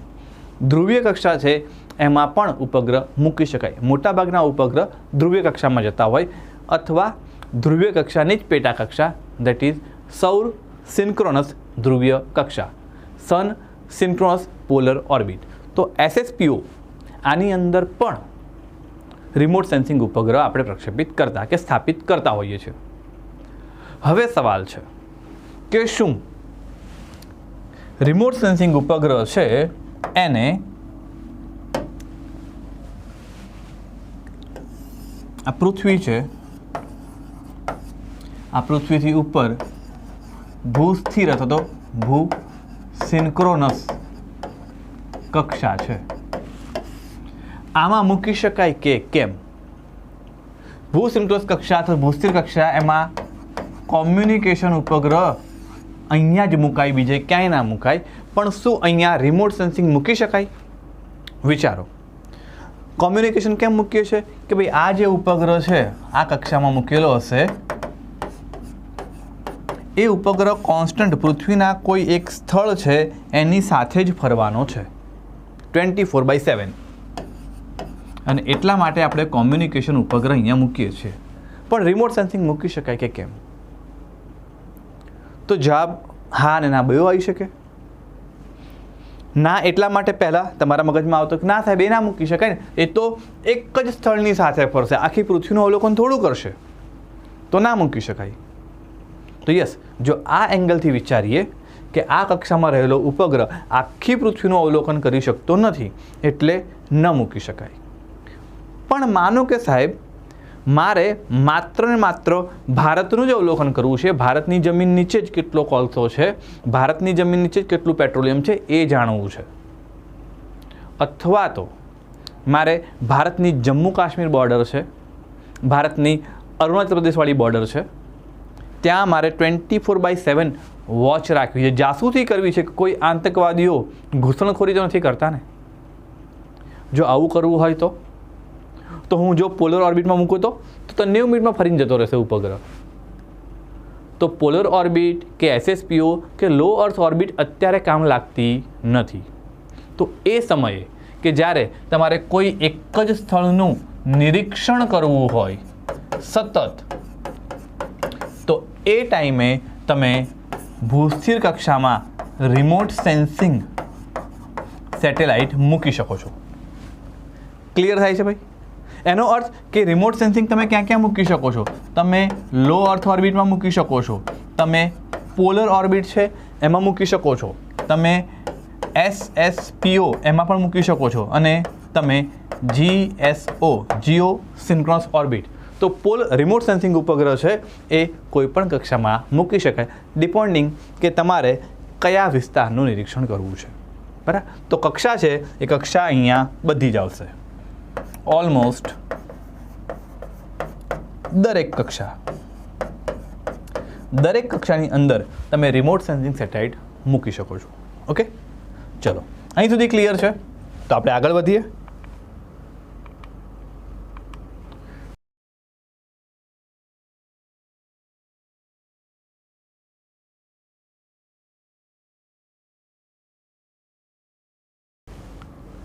રિમોટ સેન્સિંગ સેટેલાઇટ એના મહત્ત્વના ઉપયોગો. હવે રિમોટ સેન્સિંગ સેટેલાઇટ છે ને એના મલ્ટિપલ યુઝ છે, ઘણા બધા. હું 1 by 1 તમને એનું લિસ્ટિંગ કરીને આપીશ. પણ કોઈ એક ઉપગ્રહ બધા જ કામ કરી શકતો નથી. દરેક ઉપગ્રહની કંઈક લિમિટેશન હોય છે. એ ઉપગ્રહ લિમિટેડ કામ જ કરતો હોય છે. કોમ્યુનિકેશન ઉપગ્રહમાં એવું નથી. કોમ્યુનિકેશન ઉપગ્રહ માત્ર એક જ પ્રકારનું કામ કરે છે, અને એ કયું છે? દૂરસંચાર, સંદેશા વ્યવહારની આપ-લે કરવાનું. જ્યારે અહીંયા રિમોટ સેન્સિંગ સેટેલાઇટ અલગ અલગ પ્રકારના મલ્ટિપલ વેઝની અંદર કામ કરતા હોય છે. એના ઉપયોગોની વાત કરીએ કે હવામાન અંગેનો અભ્યાસ. આજે વરસાદ પડશે કે કેમ? આ વખતે ચોમાસું કેવું રહેશે? આ વખતે ઉનાળામાં ગરમી કેવી પડશે? આ જે આગાહી કરતા હોય છે ને, હવામાન અંગેનો અભ્યાસ એ રિમોટ સેન્સિંગ સેટેલાઇટની મદદથી કરતા હોય છે. એના સિવાય જોઈએ તો આ વખતે જોરદાર વરસાદ પડશે અને પૂર આવશે, કે આ વખતે બિલકુલ વરસાદ નહીં પડે અને દુકાળ આવશે એવી ચેતવણી આપી છે, અથવા કંઈ નુકસાન થયું છે પૂરના કારણે કે દુકાળના કારણે, તો એ નુકસાન છે એનું મૂલ્યાંકન કરવું છે, તો પણ એમાં રિમોટ સેન્સિંગ સેટેલાઇટ છે એ મહત્ત્વનો ભાગ ભજવે. કૃષિની સ્થિતિ અને પાકના ઉત્પાદનનું મૂલ્ય. હવે કંઈ દરેક ખેડૂતને ખેતરે પૂછવા ના જવાનું હોય કે ભાઈ તે કેટલો પાક વાવ્યો છે, તો આખા ભારતની અંદર કેટલા પ્રમાણમાં ખેતી થઈ છે, કેટલા પ્રમાણમાં ડાંગરનું વાવેતર છે, કેટલા પ્રમાણમાં ઘઉં વવાયા છે, કેટલા પ્રમાણમાં ચણા છે, કેટલા પ્રમાણમાં તેલીબિયા છે, ક્યાં ફળોનું વાવેતર છે, ક્યાં ફૂલોનું વાવેતર છે, એ ડેટા મળવો બહુ અઘરો થઈ જાય. જ્યારે સેટેલાઇટની મદદથી તમે આ જે કામ છે ખૂબ જ સરળતાથી કરી શકો છો. સિંચાઈ અંગે માર્ગદર્શન. એ હું થોડી વારમાં થોડુંક એક મારું કાલ્પનિક ઉદાહરણ લઈ અને સમજાવીશ કે સિંચાઈ અંગે પણ કેવી રીતે ઉપગ્રહ છે એ આપણને મદદરૂપ થાય છે. એના પછી આપત્તિ વ્યવસ્થાપન, એ પણ આપણે વાત કરીશું. ક્યાંક ઇન્ડોનેશિયાની નજીકમાં દરિયાની અંદર ભૂકંપ આવ્યો છે, આપણને ખબર નથી, પણ સેટેલાઇટ ઇમેજ છે એ ઇમેજ પકડી લે છે કે ભાઈ દરિયામાં અહીંયા ભૂકંપ આવ્યો છે, અથવા કંઈક વાવાઝોડું સર્જાઈ રહ્યું છે દરિયાની અંદર, અને ભારત તરફ ધીમે ધીમે આગળ વધી રહ્યું. આના કારણે ભારતમાં સુનામી આવી શકે છે, જોરદાર વરસાદ થઈ શકે છે, પૂર આવી શકે છે, જાનમાલનું નુકસાન થઈ શકે છે. તો લોકોને સલામત સ્થળે ખસેડી લેવા અને બને એટલું આપણી સંપત્તિ છે એને નુકસાન ઓછું કરવું, ઓછું થાય એના માટેના પ્રયત્નો, એને સાદી ભાષામાં કહે આપત્તિ વ્યવસ્થાપન બચાવ કાર્ય. આપણને એડવાન્સમાં ખબર હોય તો આપણે બચાવ કાર્યને વધારે સારી રીતે કરી શકીએ છીએ. બરાબર? તો આપત્તિ વ્યવસ્થાપન, એની અંદર પણ રિમોટ સેન્સિંગ સેટેલાઇટ. એના પછી ખનિજ સંપત્તિનો અભ્યાસ, જેમ હમણાં આખું બ્લેકબોર્ડ ઉપર તમે સમજાયું કે ક્યાં ખનિજ કેટલા પ્રમાણમાં છે એ આપણે શોધી શકીએ છીએ. જૈવ વિવિધતાનો અભ્યાસ, કે ભાઈ કેટલા વિસ્તારમાં હવે વન બાકી રહ્યા છે, જંગલો બાકી રહ્યા છે. એક આજનો ફોટોગ્રાફ લો, એક 10 વર્ષ પહેલાંનો લો, એક 50 વર્ષ પહેલાંનો ફોટોગ્રાફ લો, તો એમાં તમને ખ્યાલ આવે કે હા ભાઈ 50 વર્ષ પહેલાં આટલા વિસ્તારમાં જંગલ હતા, ગ્રીન કવર હતું, હવે જંગલની જગ્યાએ કોન્ક્રીટના જંગલ થઈ ગયા છે, માનવ વસાહતો વધી રહી છે, રણનો વિસ્તાર છે આગળ વધી રહ્યો છે કે એ જાણવું છે તો જાણી શકાય. બરાબર? તો જૈવ વિવિધતા છે એ અંગેનો અભ્યાસ કરવો હોય તો એ અભ્યાસ થઈ શકે છે. જંગલો અને રણ પ્રદેશના વિસ્તારની માહિતી મળી શકે છે.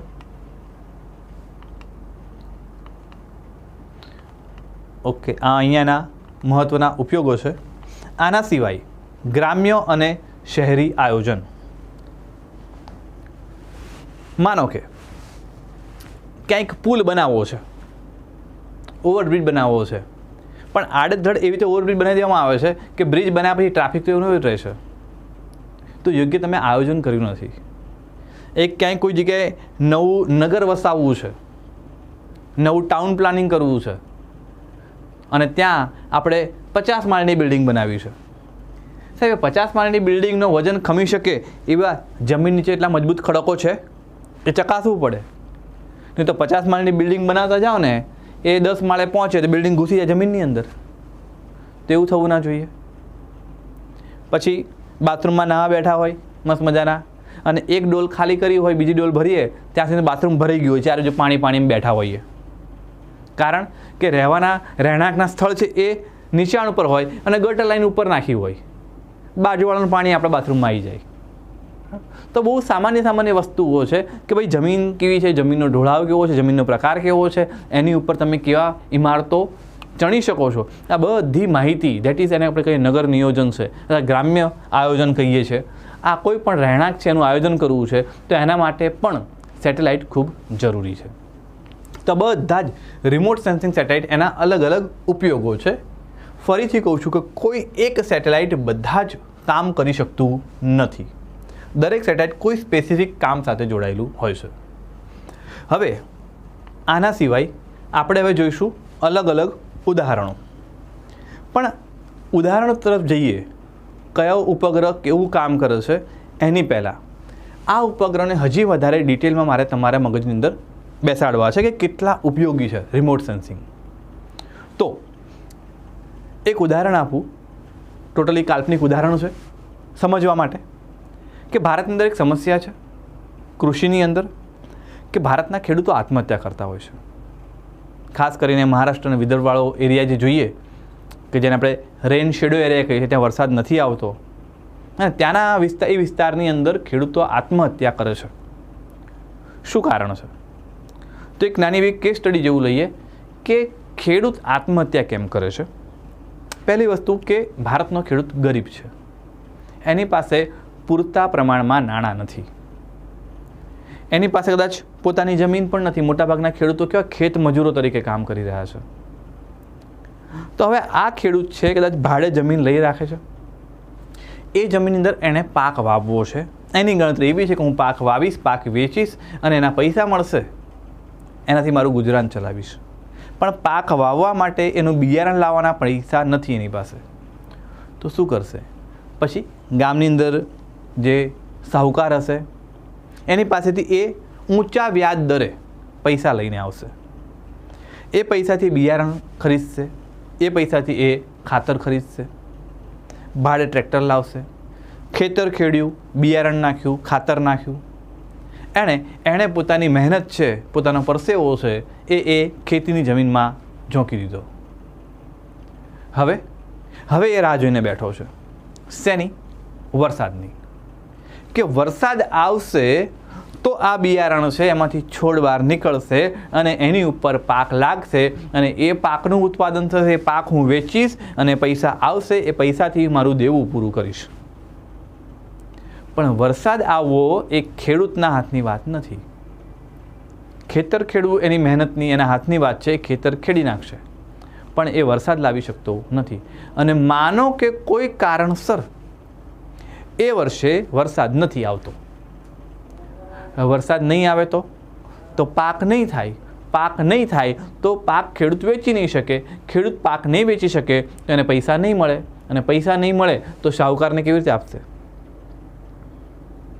પણ શાહુકાર સંવેદનશીલ નહીં હોતા ભાઈ. એને તો મારા પૈસાથી મતલબ છે ભાઈ, મારા 10% વ્યાજ આપો એનાથી મતલબ છે. વરસાદ પડ્યો કે ના પડ્યો એનાથી એને કોઈ મતલબ નથી હોતો. બરાબર? અને જે ઉઘરાણી થતી હોય છે અને એની અંદર એ ઉઘરાણીથી કંટાળીને ત્રસ્ત થઈને એ ગરીબ ખેડૂત છેવટે પરિવાર સહિત આત્મહત્યા કરી લે છે. આ લગભગ ભારતના ખેડૂતની આત્મહત્યા એની આ કથા આ છે, આ રીતની હોય છે. હવે આની અંદર હું ઉપગ્રહ લઈને આવું છું કે એક ઉપગ્રહ જે પૃથ્વીની સપાટીથી 1000 કિલોમીટરની ઊંચાઈ પર છે. માનો કે આ એક પેન જેટલો ઉપગ્રહ છે. 1000 કિલોમીટર ઊંચાઈ પર રહેલો આ ઉપગ્રહ પેલો ખેડૂત છે ને એને આત્મહત્યા કરતો રોકી શકે છે. તો તમને નવાઈ લાગશે સાહેબ આ કેવી રીતે પોસિબલ છે? ખેડૂત નીચે જમીન પર છે, આ અવકાશમાં છે, ઉપગ્રહ જાતે આવશે, હાથ પકડશે એનો કે ના કરતો આત્મહત્યા બાપલા? તો ના, એવું નથી. સમજીએ કેવી રીતે.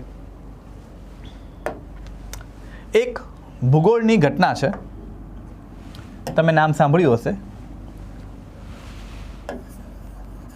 અલ નીનો. ભૂગોળમાં ક્યાંક ને ક્યાંક તમે ભણ્યા હશો કે ભવિષ્યમાં ભણશો. અલ નીનો શું છે લગભગ મોટાભાગના વિદ્યાર્થી જાણતા હશે. જે લોકોને નથી ખબર એમને પણ શોર્ટમાં સમજાવું કે અલ નીનો શું છે.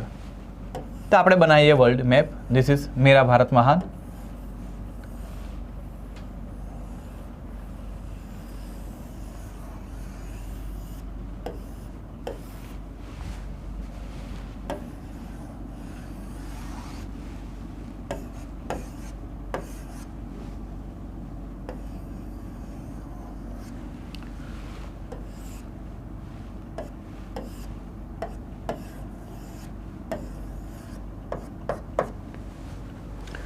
તો સમજીએ, આ ભારત છે, આ શું છે ભાઈ, આ ઇન્ડિયન ઓશન છે, ઇન્ડિયન ઓશન.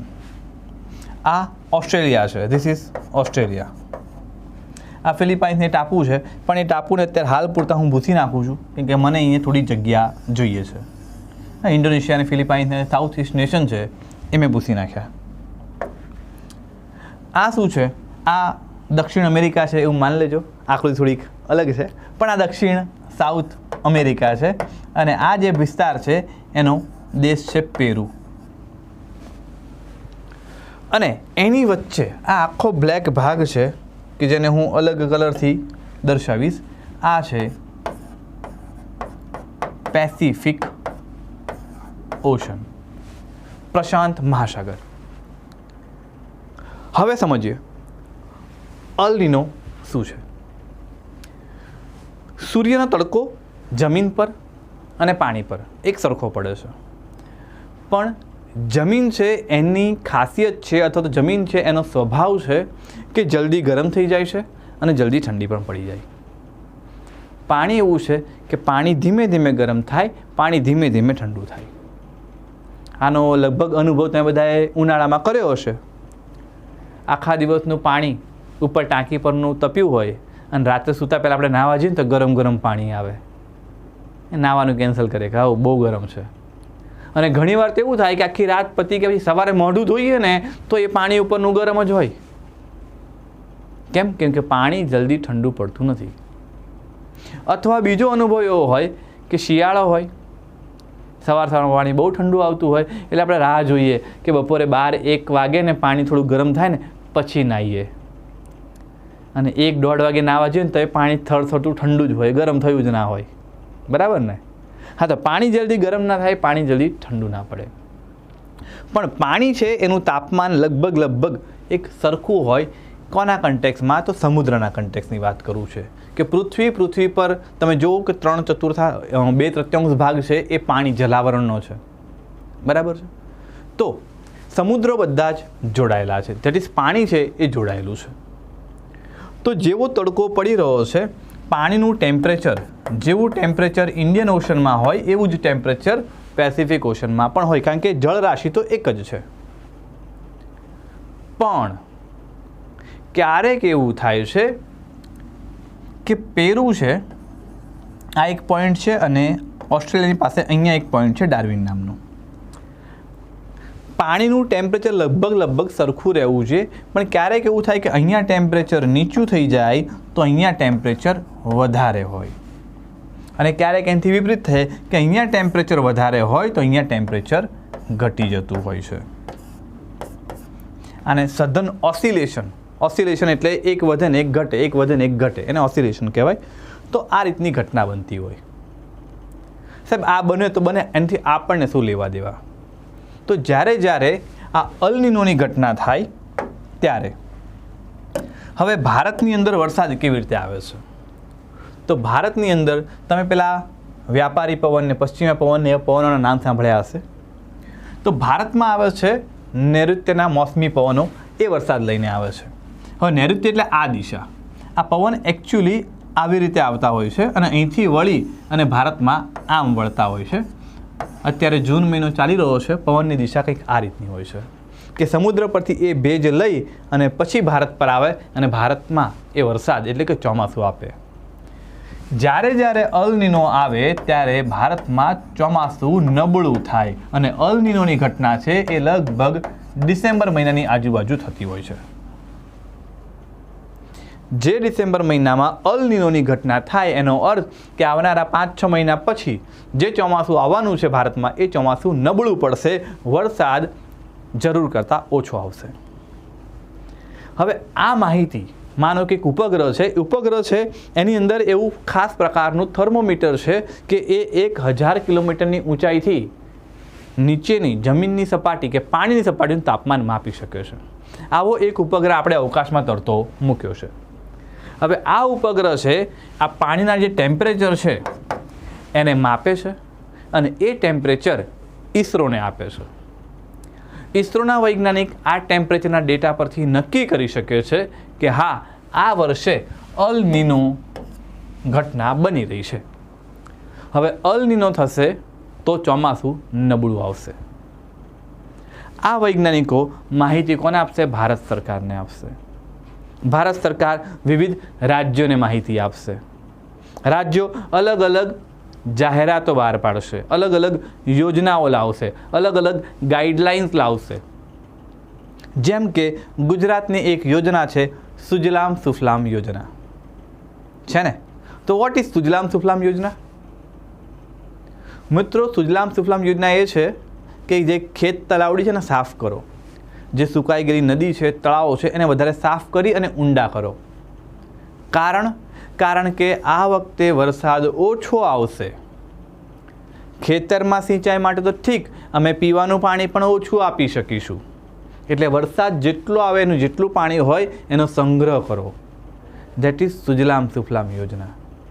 ખેડૂતોને ગાઈડલાઇન્સ પહેલેથી આપવામાં આવે કે મહેરબાની કરીને આ વખતે કોઈએ ડાંગર કે શેરડી એવા પાક વાવવા નહીં જેને વધુ માત્રામાં પાણીની જરૂર પડતી હોય. એના બદલે બાજરો વાવો, ઓછા પાણીમાં થશે. તમારો પાક છે એ તમે વેચી પણ શકશો અને પૈસા મેળવી પણ શકશો. તો એડવાન્સમાં આપણે આવ્યું સિંચાઈ અંગે માર્ગદર્શન. તો સિંચાઈ અંગે માર્ગદર્શન આપી શકીએ છીએ, કયા પાકને કેટલી જરૂર પડશે. સાથે સાથે આપણે સોઇલ હેલ્થ કાર્ડ લઈને આવ્યા. ખેડૂતને કહીએ છે ભાઈ તમારા ખેતરમાં કેટલા પ્રમાણમાં ખાતરની જરૂરિયાત છે. જો ખાતરની જરૂર ના હોય તો બહારથી બીજું ખાતર લાવીને જમીનની ફળદ્રુપતા ઘટાડવાની જરૂર નથી. અને બીજું, એ ખાતર લાવવા માટે વધારાનો આર્થિક બોજો શા માટે ઊભો કરવો? તો આ બધા જ ઉપયોગો જો એ ખેડૂત આ સલાહ માને અને ઓછા પાણીમાં થઈ શકે એવો પાક વાવે તો એનું પાકનું વાવેતર સારું થશે, એનો પાક પણ આવશે, એ બજારમાં વેચી શકશે અને પોતાનું જે દેવું છે એ દેવું ચૂકવી શકશે. માફ કરશો, એ દેવું ચૂકવી શકે છે અને એ દેવું ચૂકવાના કારણે એનો જે આર્થિક બોજો છે એ ઓછો થઈ જશે અને આ ખેડૂત આત્મહત્યા નહીં કરે. આ ટોટલી એક કાલ્પનિક ઉદાહરણ છે, પણ તમને સમજાવવું છે કે ખરેખર એક ઉપગ્રહ આટલી ઊંચાઈ પર રહી અને કેટલા કામ કરી શકે છે. આ તો ખાલી એવો જ ઉપગ્રહ હતો જે માત્ર પાણીનું ટેમ્પરેચર માપી શકે છે અને એના આધારે આપણે આટલી બધી એની એપ્લિકેશન જોઈ શકીએ છીએ. બરાબર. તો આવા ઘણા બધા ઉદાહરણો છે, જોઈશું. પાછા આવીએ આપણે આપણી સ્લાઇડ પર કે આવા કયા કયા અલગ અલગ પ્રકારના ઉપગ્રહ છે કે જેના નામ અને ઉપયોગ આપણા માટે જરૂરી છે. તો ભારતના રિમોટ સેન્સિંગ કેટલાક ઉપગ્રહો છે. એ ઉપગ્રહો માટે આપણે એ ઉપગ્રહનું નામ અને એનો ઉપયોગ છે એ સમજવાનું છે.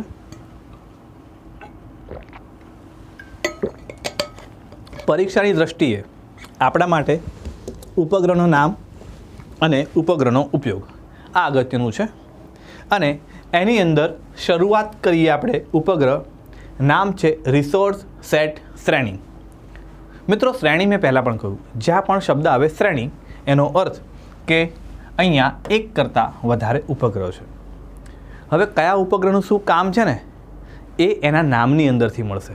જો રિસોર્સ અને સેટ એટલે કે સેટેલાઇટ. રિસોર્સ એટલે શું ભાઈ? સંસાધન, પ્રાકૃતિક સંસાધનની વાત છે, ખનિજ સંપત્તિની વાત છે. તો આ ઉપગ્રહનો ઉપયોગ શું હશે? આ ઉપગ્રહનો ઉપયોગ હશે પ્રાકૃતિક સંસાધનો છે એનું સર્વેક્ષણ કરવું. જોઈએ ડિટેલ શું કહે છે. તો રિસોર્સ સેટ શ્રેણી છે તે 2 ઉપગ્રહ. રિસોર્સ સેટ 1 2003ની અંદર, રિસોર્સ સેટ 2 2011ની અંદર. આવું યાદ રાખવું જરૂરી છે? તો ના, આવી ખૂબ જ માઇક્રો પ્રકારના ફેક્ચ્યુઅલ ડેટા નથી પૂછાયા, હજી સુધી પૂછાયા નથી, પણ ઉપયોગ ખાસ જરૂરી છે. તો ઉપયોગ પ્રાકૃતિક સંસાધનો, રિસોર્સ શબ્દ પરથી, ખનિજ સંપત્તિનો અભ્યાસ, નદીઓ અને જળાશયોના જળસ્તરની માહિતી, ધેટ ઇઝ આ જળ સંપત્તિ, હિમાલય અને હિમશિખરો ગ્લેશિયર્સ એના પીગળવા અંગેની માહિતી. તો થોડુંક અહીંયા મિટીરિયોલોજી એટલે કે વાતાવરણનો અભ્યાસ છે એ પણ આવરી લીધો છે. નેક્સ્ટ જઈએ આના પછી બીજું ઉદાહરણ, ઓશન સેટ શ્રેણી. અગેન શ્રેણી એનો અર્થ એક કરતાં વધારે ઉપગ્રહ. ઓશન સેટ તો એમાંથી સેટ નીકળી ગયું, સેટેલાઇટનો શબ્દ વધ્યો ઓશન. ઓશન એટલે કે સમુદ્ર. તો ઓશન સેટ શ્રેણી છે. આ ઉપગ્રહનો અભ્યાસ અથવા તો એના અવલોકનનું મુખ્ય ક્ષેત્ર કોણ હશે? સમુદ્ર હશે. શ્રેણીની વાત કરીએ ઓશન સેટ 1999માં, 10 વર્ષ પછી ઓશન સેટ 2 2009ની અંદર. ત્રીજી લાઈન છે, અત્યારે આપણે હાલ પૂરતી આના પર ધ્યાન નહીં આપીએ. EOS 06 એ ઓશન સેટ શ્રેણી છે એનો ત્રીજો ઉપગ્રહ છે, પણ નામ થોડુંક અલગ છે. તો થોડી વાર પછી આપણે આ પોઈન્ટ પર પાછા આવીશું, પણ યાદ રાખીએ ઓશન સેટ 1, 2 અને EOS 6 એમ ઓશન સેટમાં 3 ઉપગ્રહોનો સમાવેશ. કાર્ય શું છે? તો ભાઈ સમુદ્રની સપાટીનું તાપમાન, સમુદ્રની ઊંડાઈ, સપાટી ઉપર બાષ્પનું પ્રમાણ, એની જૈવ સંપત્તિ અને વાદળોની સ્થિતિ, લગભગ બધું જ જળચક્ર આપણે જે ભણીએ છીએ એ જળચક્રનો અભ્યાસ કરવો એ આનો ઉદ્દેશ્ય છે. તો ધીસ ઇઝ ઓશન સેટ શ્રેણી. ઓશન સેટ શ્રેણી છે. એનાથી આગળ વધીએ અન્ય ઉપગ્રહ, રિમોટ સેન્સિંગ ઉપગ્રહની અંદર. તો નેક્સ્ટ ઉપગ્રહ છે આપણી પાસે રીસેટ શ્રેણી. અગેન શ્રેણી એનો અર્થ કે એક કરતાં વધારે ઉપગ્રહો છે. પણ આ જે શબ્દ છે રીસેટ, એ શબ્દનો અર્થ આપણે સમજવો છે. સેટ એટલે કે સેટેલાઇટ, RISAT અથવા તો RISAT. હવે RI નું ફૂલ ફોર્મ જોઈએ એની પહેલાં એક નાની એક્ટિવિટી કરીએ આપણે. માનો કે તમે રાત્રે તમારા ઘરમાં છો, લાઇટ બધી ઓફ કરી દો, મોબાઈલમાં કેમેરો ઓન કરો અને એનો ફ્લેશ બંધ કરો અને પછી સેલ્ફી પાડો. સેલ્ફી પડશે? ના, સેલ્ફી નહીં પડે. ના, ફોટો તો પડશે, સેલ્ફીમાં કંઈ દેખાશે નહીં, બધું કાળું આવશે. કારણ કે કેમેરાનો લેન્સ છે એ ઓપ્ટિકલ લેન્સ છે. કેવો છે? ઓપ્ટિકલ એટલે કે દ્રશ્ય પ્રકાશ. હવે આ શું છે પાછું? તો એને સમજીએ. પ્રકાશની આપણે વાત કરીએ તો આપણા મગજની અંદર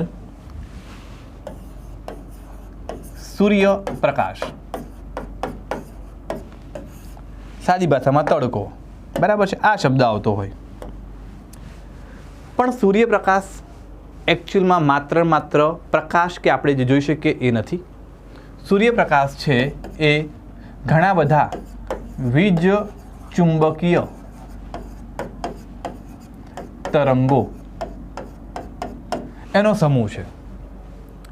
સૂર્યપ્રકાશ ઘણા બધા વીજ ચુંબકીય તરંગોનો સમૂહ છે કે જેની અંદર ગેમા કિરણો હોય છે જે સૌથી વધારે શક્તિશાળી છે. એના પછી એક્સરે કિરણો આવે, એના પછી પાર જાંબલી અથવા તો આપણે ઇંગ્લિશમાં કહીએ છીએ ultra violet, short form UV rays.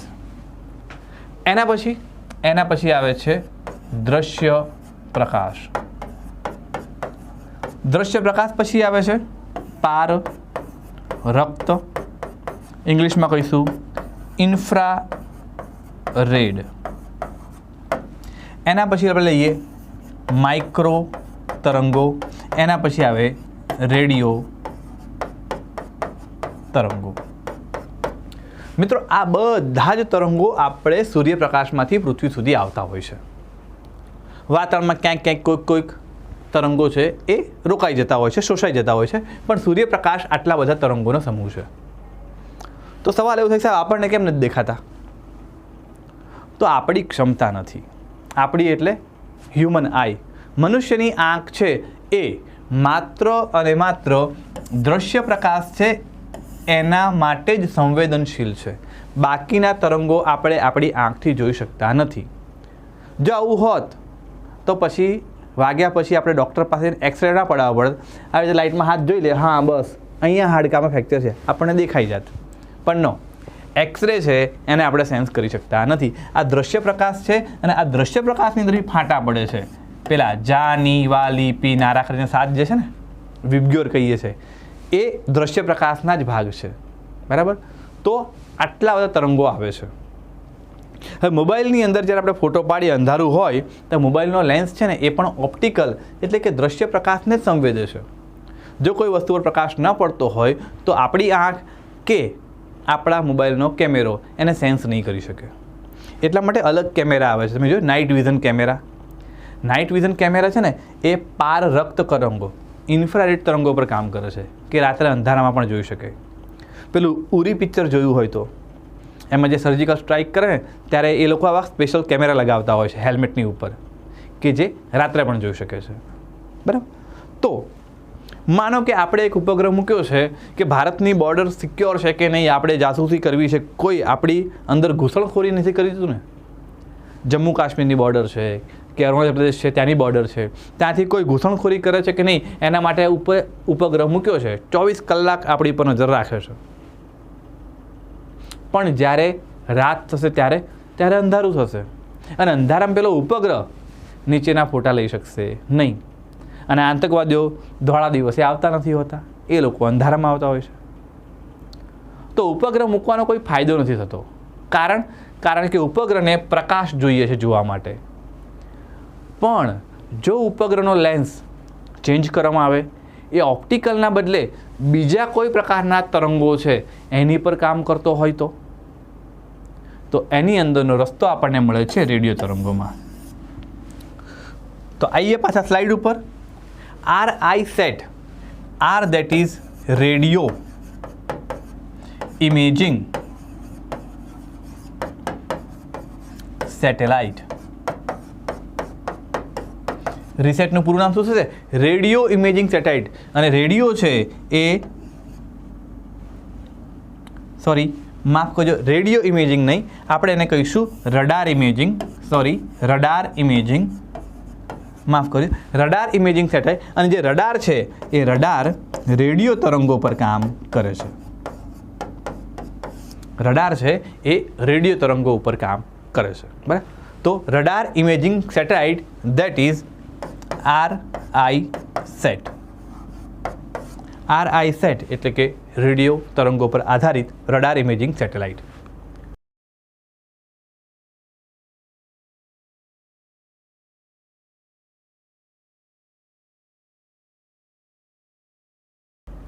આનો ફાયદો શું છે કે હવે ઉપગ્રહ તમે અવકાશમાં મૂક્યો છે 1000 કિલોમીટરની ઊંચાઈ ઉપર, જમીન પર અંધારું છે, એનાથી કોઈ લેવા દેવા જ નથી. રેડિયો તરંગોના મારફતે અંધારામાં પણ એ સ્વચ્છ તસવીરો લઈ શકે છે. એના સિવાય અત્યારે જૂન મહિનો ચાલે છે, ધીમે ધીમે ચોમાસું જામશે, પછી આકાશમાં ઘનઘોર કાળા વાદળો છવાઈ જશે અને એનાથી ક્યાંય ઉપર હશે આપણો ઉપગ્રહ, એટલે જ્યારે નીચે જોવું હોય ને તો વચ્ચે વાદળ નડતા હોય. RISAT છે એને વાતાવરણના કોઈ પણ જાતના વાદળો, વરસાદ, વીજળી, વાવાઝોડું આવું કશું જ નડતું નથી. એ સીધી જ પૃથ્વીની તસવીરો લેવા માટે સક્ષમ છે. એટલે 24/7 નીચે અંધારું હોય, નીચે વરસાદ હોય, વીજળી હોય, વાદળો હોય, છતાં પણ આ ઉપગ્રહ છે એ સારામાં સારી તસવીર લઈ શકે છે. અને એટલા માટે આનો મુખ્ય ઉપયોગ જાસૂસી કાર્ય માટે, અને આવો શબ્દ આપણે યુઝ ના કરતા હોઈએ એના માટેનો યોગ્ય શબ્દ છે સૈન્ય ઉપયોગ, કે સૈન્ય કાર્ય માટે આનો ઉપયોગ થતો હોય છે. તો ધીસ વોઝ RISAT. RISAT એટલે કે રડાર ઇમેજિંગ સેટેલાઇટ કે જે રેડિયો તરંગો પર કામ કરે છે. ચલો આમાં આગળ વધીએ. તો રીસેટ 1 2012 અને રીસેટ 2B 2BR 2019ની અંદર. તો તો રીસેટ શ્રેણી છે એક કરતાં વધારે ઉપગ્રહોનો એમાં સમાવેશ થાય છે. આ રીસેટની પાછળ એક સ્ટોરી છે નાની એવી, કે જ્યારે પેલો 26/11 હુમલો થયો હતો, 26 નવેમ્બર મુંબઈની અંદર તાજ એટેક, તો એ જે તાજ એટેક થયો હતો એની આપણને સૌથી પહેલી માહિતી ઇઝરાયલે આપી હતી. ઇઝરાયલનો remote sensing radar imaging satellite હતો ટેક્સાર કરીને. એ ટેક્સાર ઉપગ્રહની અંદર ઇમેજ આવી, એ ઇમેજ ઇઝરાયલે આપણને મોકલી, પછી આપણને ખબર પડી. એટલે ત્યારે આ ઓપરેશન આપણે જે પૂરું કર્યું પછી ભારતે ઇઝરાયલ સાથે વાટાઘાટો કરી અને એનો જે ટેક્સાર રડાર ઇમેજિંગ સેટેલાઇટ છે એ ટેક્સાર સેટેલાઇટ છે એને આપણે ખરીદ્યો અને એ ઉપગ્રહ છે એના આધારિત એ ટેક્સાર છે એને આપણે રીસેટ 2 નામ આપ્યું અને 2009ની અંદર પ્રક્ષેપિત કર્યો. અને એના આધારે, એના અનુભવના આધારે આપણે રીસેટ 1 અને રીસેટ 1 પછી રીસેટ 2B, રીસેટ 2BR1 આ અલગ અલગ ઉપગ્રહો પ્રક્ષેપિત કરી ચૂક્યા છીએ. બરાબર, તો આપણને ઇઝરાયલનો સારો એવો ફાળો મળ્યો હતો. આની અંદર રડારની મદદથી તસવીરો લઈ શકે છે, સૂર્યપ્રકાશની હાજરીની જરૂર નથી. વાદળ હોય, વરસાદ હોય, વીજળી જેવી વાતાવરણીય અડચણો હોવા છતાં પણ સાફ તસવીરો લેવા માટે સક્ષમ છે. ઉપયોગ સૈન્ય ઉપયોગ અથવા તમે જાસૂસી ઉપયોગ કહી શકો એ મુખ્ય છે. સમુદ્રની ઉપર તરતા જહાજો અને સમુદ્રની અંદર રહેલી સબમરીન અંગે જાણકારી આપે છે. આપણા પરમાણુ મથકો છે એની સલામતી એના માટે ઉપયોગમાં લઈ શકાય. નક્સલ પ્રભાવિત વિસ્તારો છે એની દેખરેખ રાખવી છે તો એ કરી શકાય છે. આપણા પાડોશી દેશો છે એમાં થતી ઘૂસણખોરી છે એની ઉપર પણ નજર રાખી શકાય છે. તો મલ્ટિપલ યુઝ છે રીસેટ ઉપગ્રહના. ખાસ યાદ રાખીશું કે એને સૂર્યપ્રકાશની જરૂર નથી અને એ રડાર અથવા તો રેડિયો તરંગો આધારિત તસવીરો લે છે. ક્લિયર? તો ખૂબ જ અગત્યનો ઉપગ્રહ છે. અવારનવાર આ કરંટ અફેર્સની અંદર આવતો રહેતો હોય છે. અહીંયા ખાલી તમારું નામ ચેન્જ થતું હોય, દેટ્સ ઇટ. અને વિશ્વનો આવો સૌપ્રથમ રડાર ઉપગ્રહ, વિશ્વનો પહેલામાં પહેલો ઉપગ્રહ અમેરિકાએ પ્રક્ષેપિત કર્યો હતો અને એનું નામ હતું જેમિની. જેમિની છે એ વિશ્વનો પહેલો રડાર આધારિત ઉપગ્રહ છે. ચલો નેક્સ્ટ જઈએ. રિમોટ સેન્સિંગ ઉપગ્રહ એના અલગ અલગ ઉદાહરણોમાં. નેક્સ્ટ છે કાર્ટોસેટ શ્રેણી.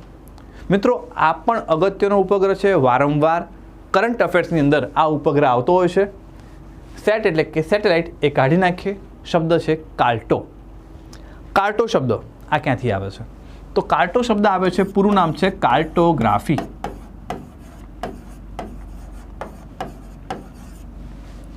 કાર્ટોગ્રાફી કાર્ટોગ્રાફી એટલે શું? કે કાર્ટોગ્રાફી એટલે નકશાઓનો અભ્યાસ કરો અથવા તો નકશા બનાવવા. તો આપણી પાસે જે નકશાઓ છે, આટલા મોટા ડ્રોઈંગ પરફેક્ટલી કોણ દોરે છે?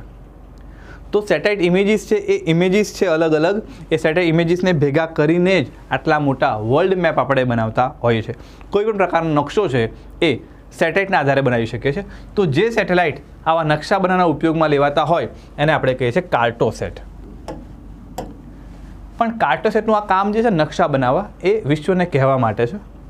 એકચ્યુઅલી કાર્ટોસેટ એનો ઉપયોગ સૈન્ય ઉપયોગ એટલે કે જાસૂસી પ્રકારનો હોય છે. કાર્ટોસેટ 1 2005 અને કાર્ટોસેટ 2, 2A, 2B એવી આખી 2ની સિરીઝ છે. ઉપયોગ નકશાઓ બનાવવા, શહેરી આયોજન કરવા માટે, નવા રસ્તા, પુલ કે કેનાલ વગેરેના નિર્માણ માટે, ઉપરાંત સૈન્ય ઉપયોગ માટે. કેટલાક ઉપગ્રહોનું જે જૂથ છે કે ગ્રુપ છે એના માટે એક શબ્દ વાપરવામાં આવે છે, આઈ ઇન ધ સ્કાય. શું કહેવાય છે? આઈ ઇન ધ સ્કાય. આકાશમાં અમારી નજર છે. કોઈકને કહે તારી ઉપર મારી નજર છે અથવા તું મારી નજરમાં છે, એનો અર્થ કે આપણે કોન્સ્ટન્ટ એનું મોનિટરિંગ કરી રહ્યા છીએ. તો આ ઉપગ્રહો આકાશની અંદર અમારી આંખ છે, એ કોન્સ્ટન્ટ મોનિટરિંગ કરી રહ્યા છે. દેટ ઇઝ એ જાસૂસી કાર્ય માટે ઉપયોગમાં લેવાતું હોય છે. તો કાર્ટોસેટ છે એ અને બીજા છે રીસેટ શ્રેણી. આ બંને શ્રેણીના ઉપગ્રહો છે એને આઈ ઇન ધ સ્કાય પ્રકારના ઉપગ્રહ એવા પણ કહેવામાં આવે છે.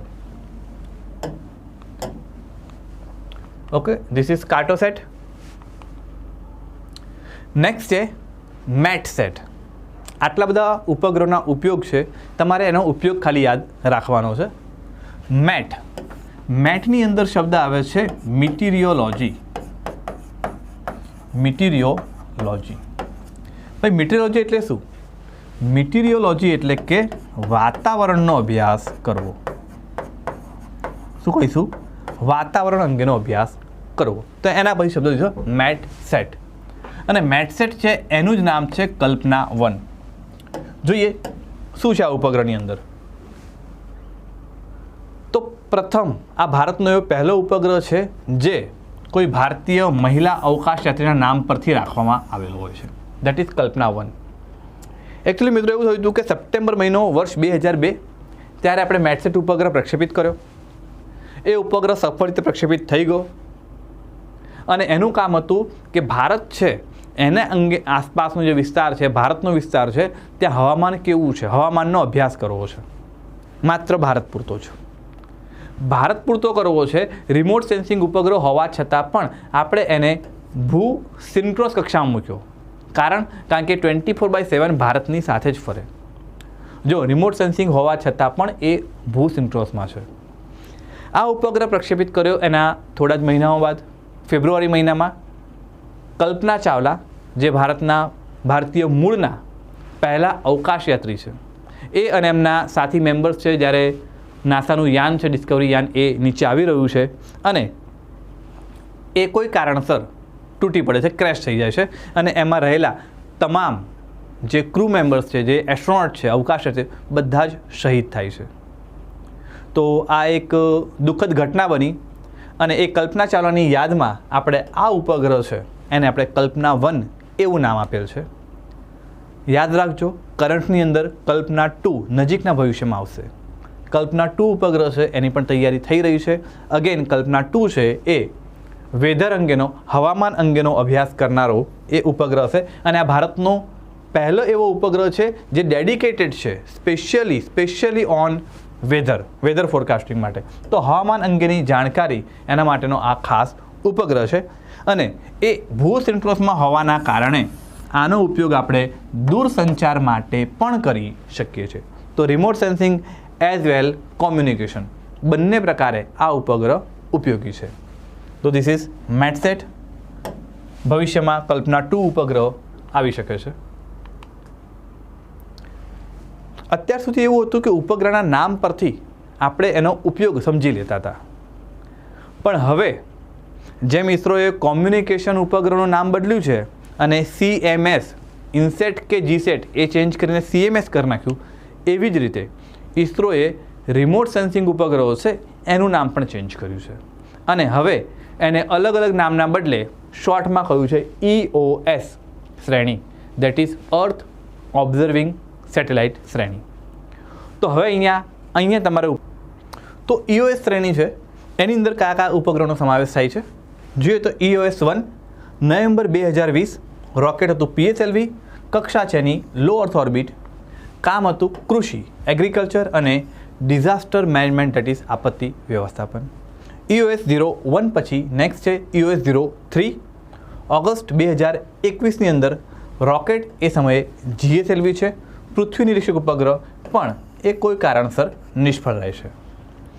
એના બાદ EOS-04 ફેબ્રુઆરી 2022, રોકેટ PSLV અને એ પૃથ્વી નિરીક્ષણનું કામ કરે છે.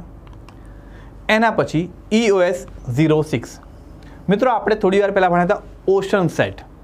તો ઓશન સેટની અંદર ocean set 1, ocean set 2, ocean set 3 નથી કીધું. ઓશન સેટ 3ની જગ્યાએ નામ આપેલું છે EOS-06. તો EOS-06 PSLV C-54 ocean set શ્રેણીનો આ ત્રીજો ઉપગ્રહ છે. અને EOS-07 ફેબ્રુઆરી 2023 SSLV રોકેટ એના દ્વારા પ્રક્ષેપિત કરાયો છે અને એક પ્રકારનો માઇક્રો સેટેલાઇટ છે. તો આ થઈ ગયા EOS શ્રેણી એના ઉપગ્રહોના ઉદાહરણ. આગળ વધીએ તો આઈ થિંક અહીંયા સ્લાઇડ પૂરી થાય છે, પણ જેમ કોમ્યુનિકેશન ઉપગ્રહો છે એનું નિયંત્રણ આપણે હસન ખાતે આવેલી માસ્ટર કંટ્રોલ ફેસિલિટી એના દ્વારા કરીએ છીએ, હસન અને ભોપાલ. એવી જ રીતે આ બધા જ રિમોટ સેન્સિંગ સેટેલાઇટ છે એનું સંચાલન પણ એક એજન્સી છે, નામ છે નેશનલ રિમોટ સેન્સિંગ સેન્ટર. ક્યાં આવેલું છે? ખાસ યાદ રાખીશું કે ભાઈ એ હૈદરાબાદ ખાતે આવેલું છે. હૈદરાબાદ ખાતે આવેલું NRSC. તો ધીસ ઇઝ ઇસરોનું NRSC હૈદરાબાદ ખાતે આવેલું છે. અને આ સેન્ટર ભારતે પ્રક્ષેપિત કરેલા તમામ રિમોટ સેન્સિંગ સેટેલાઇટ છે એનું સંચાલન અને નિયંત્રણ કરે છે. તો I think this is all about remote sensing satellite. તો વિદ્યાર્થી મિત્રો, કેવું લાગ્યું? મજા આવી ને? ઇન્ટરેસ્ટિંગ ઉપગ્રહ પ્રણાલી ભણ્યા? આવું ભણ્યા તો પહેલાં ક્લેરિટી સાથે. તો આવું જ ઇન્ટરેસ્ટિંગ કન્ટેન્ટ છે અમારી સાથે ભણવા માટે જોડાયેલા રહો. અને તમારી જે એક્ઝામ છે એ એક્ઝામની તૈયારી માટે અમે MCQ બેઝની એક્ઝામનો પૂરો કોર્સ અવેલેબલ છે, જે તમને હેલ્પ કરશે ગ્રુપ બી માટે, AMC, કોન્સ્ટેબલ અને ઘણી બધી ક્લર્કની એક્ઝામ માટે. આ કોર્સ છે 6 મંથ માટે, એની પ્રાઇસ 5,999 અને 1 વર્ષ એના માટે 9,999 છે. જે એક્ઝામ છે એમાં MCQ પણ આવે છે, ડિસ્ક્રિપ્ટિવ પણ છે, જ્યાં લખવાનું પણ છે, જેમ કે GPSC, ગ્રુપ A CCAની એક્ઝામ છે, પોલીસ સબ ઇન્સ્પેક્ટર અને હાઈકોર્ટની ઘણી બધી એક્ઝામ. તો એના માટેનો ડિસ્ક્રિપ્ટિવ કોર્સ આ પણ અવેલેબલ છે. 6 મહિના માટે 7,499 અને 1 વર્ષ માટે 11,499 એની પ્રાઇસ છે. કંઈ પણ માહિતી હોય તો અમારો નંબર છે 72 54 92 92 92. આના પર કોલ કરી અને માહિતી મેળવી શકો છો. અને આવું ઇન્ટરેસ્ટિંગ કન્ટેન્ટ મારી સાથે ભણતા રહો. All the best.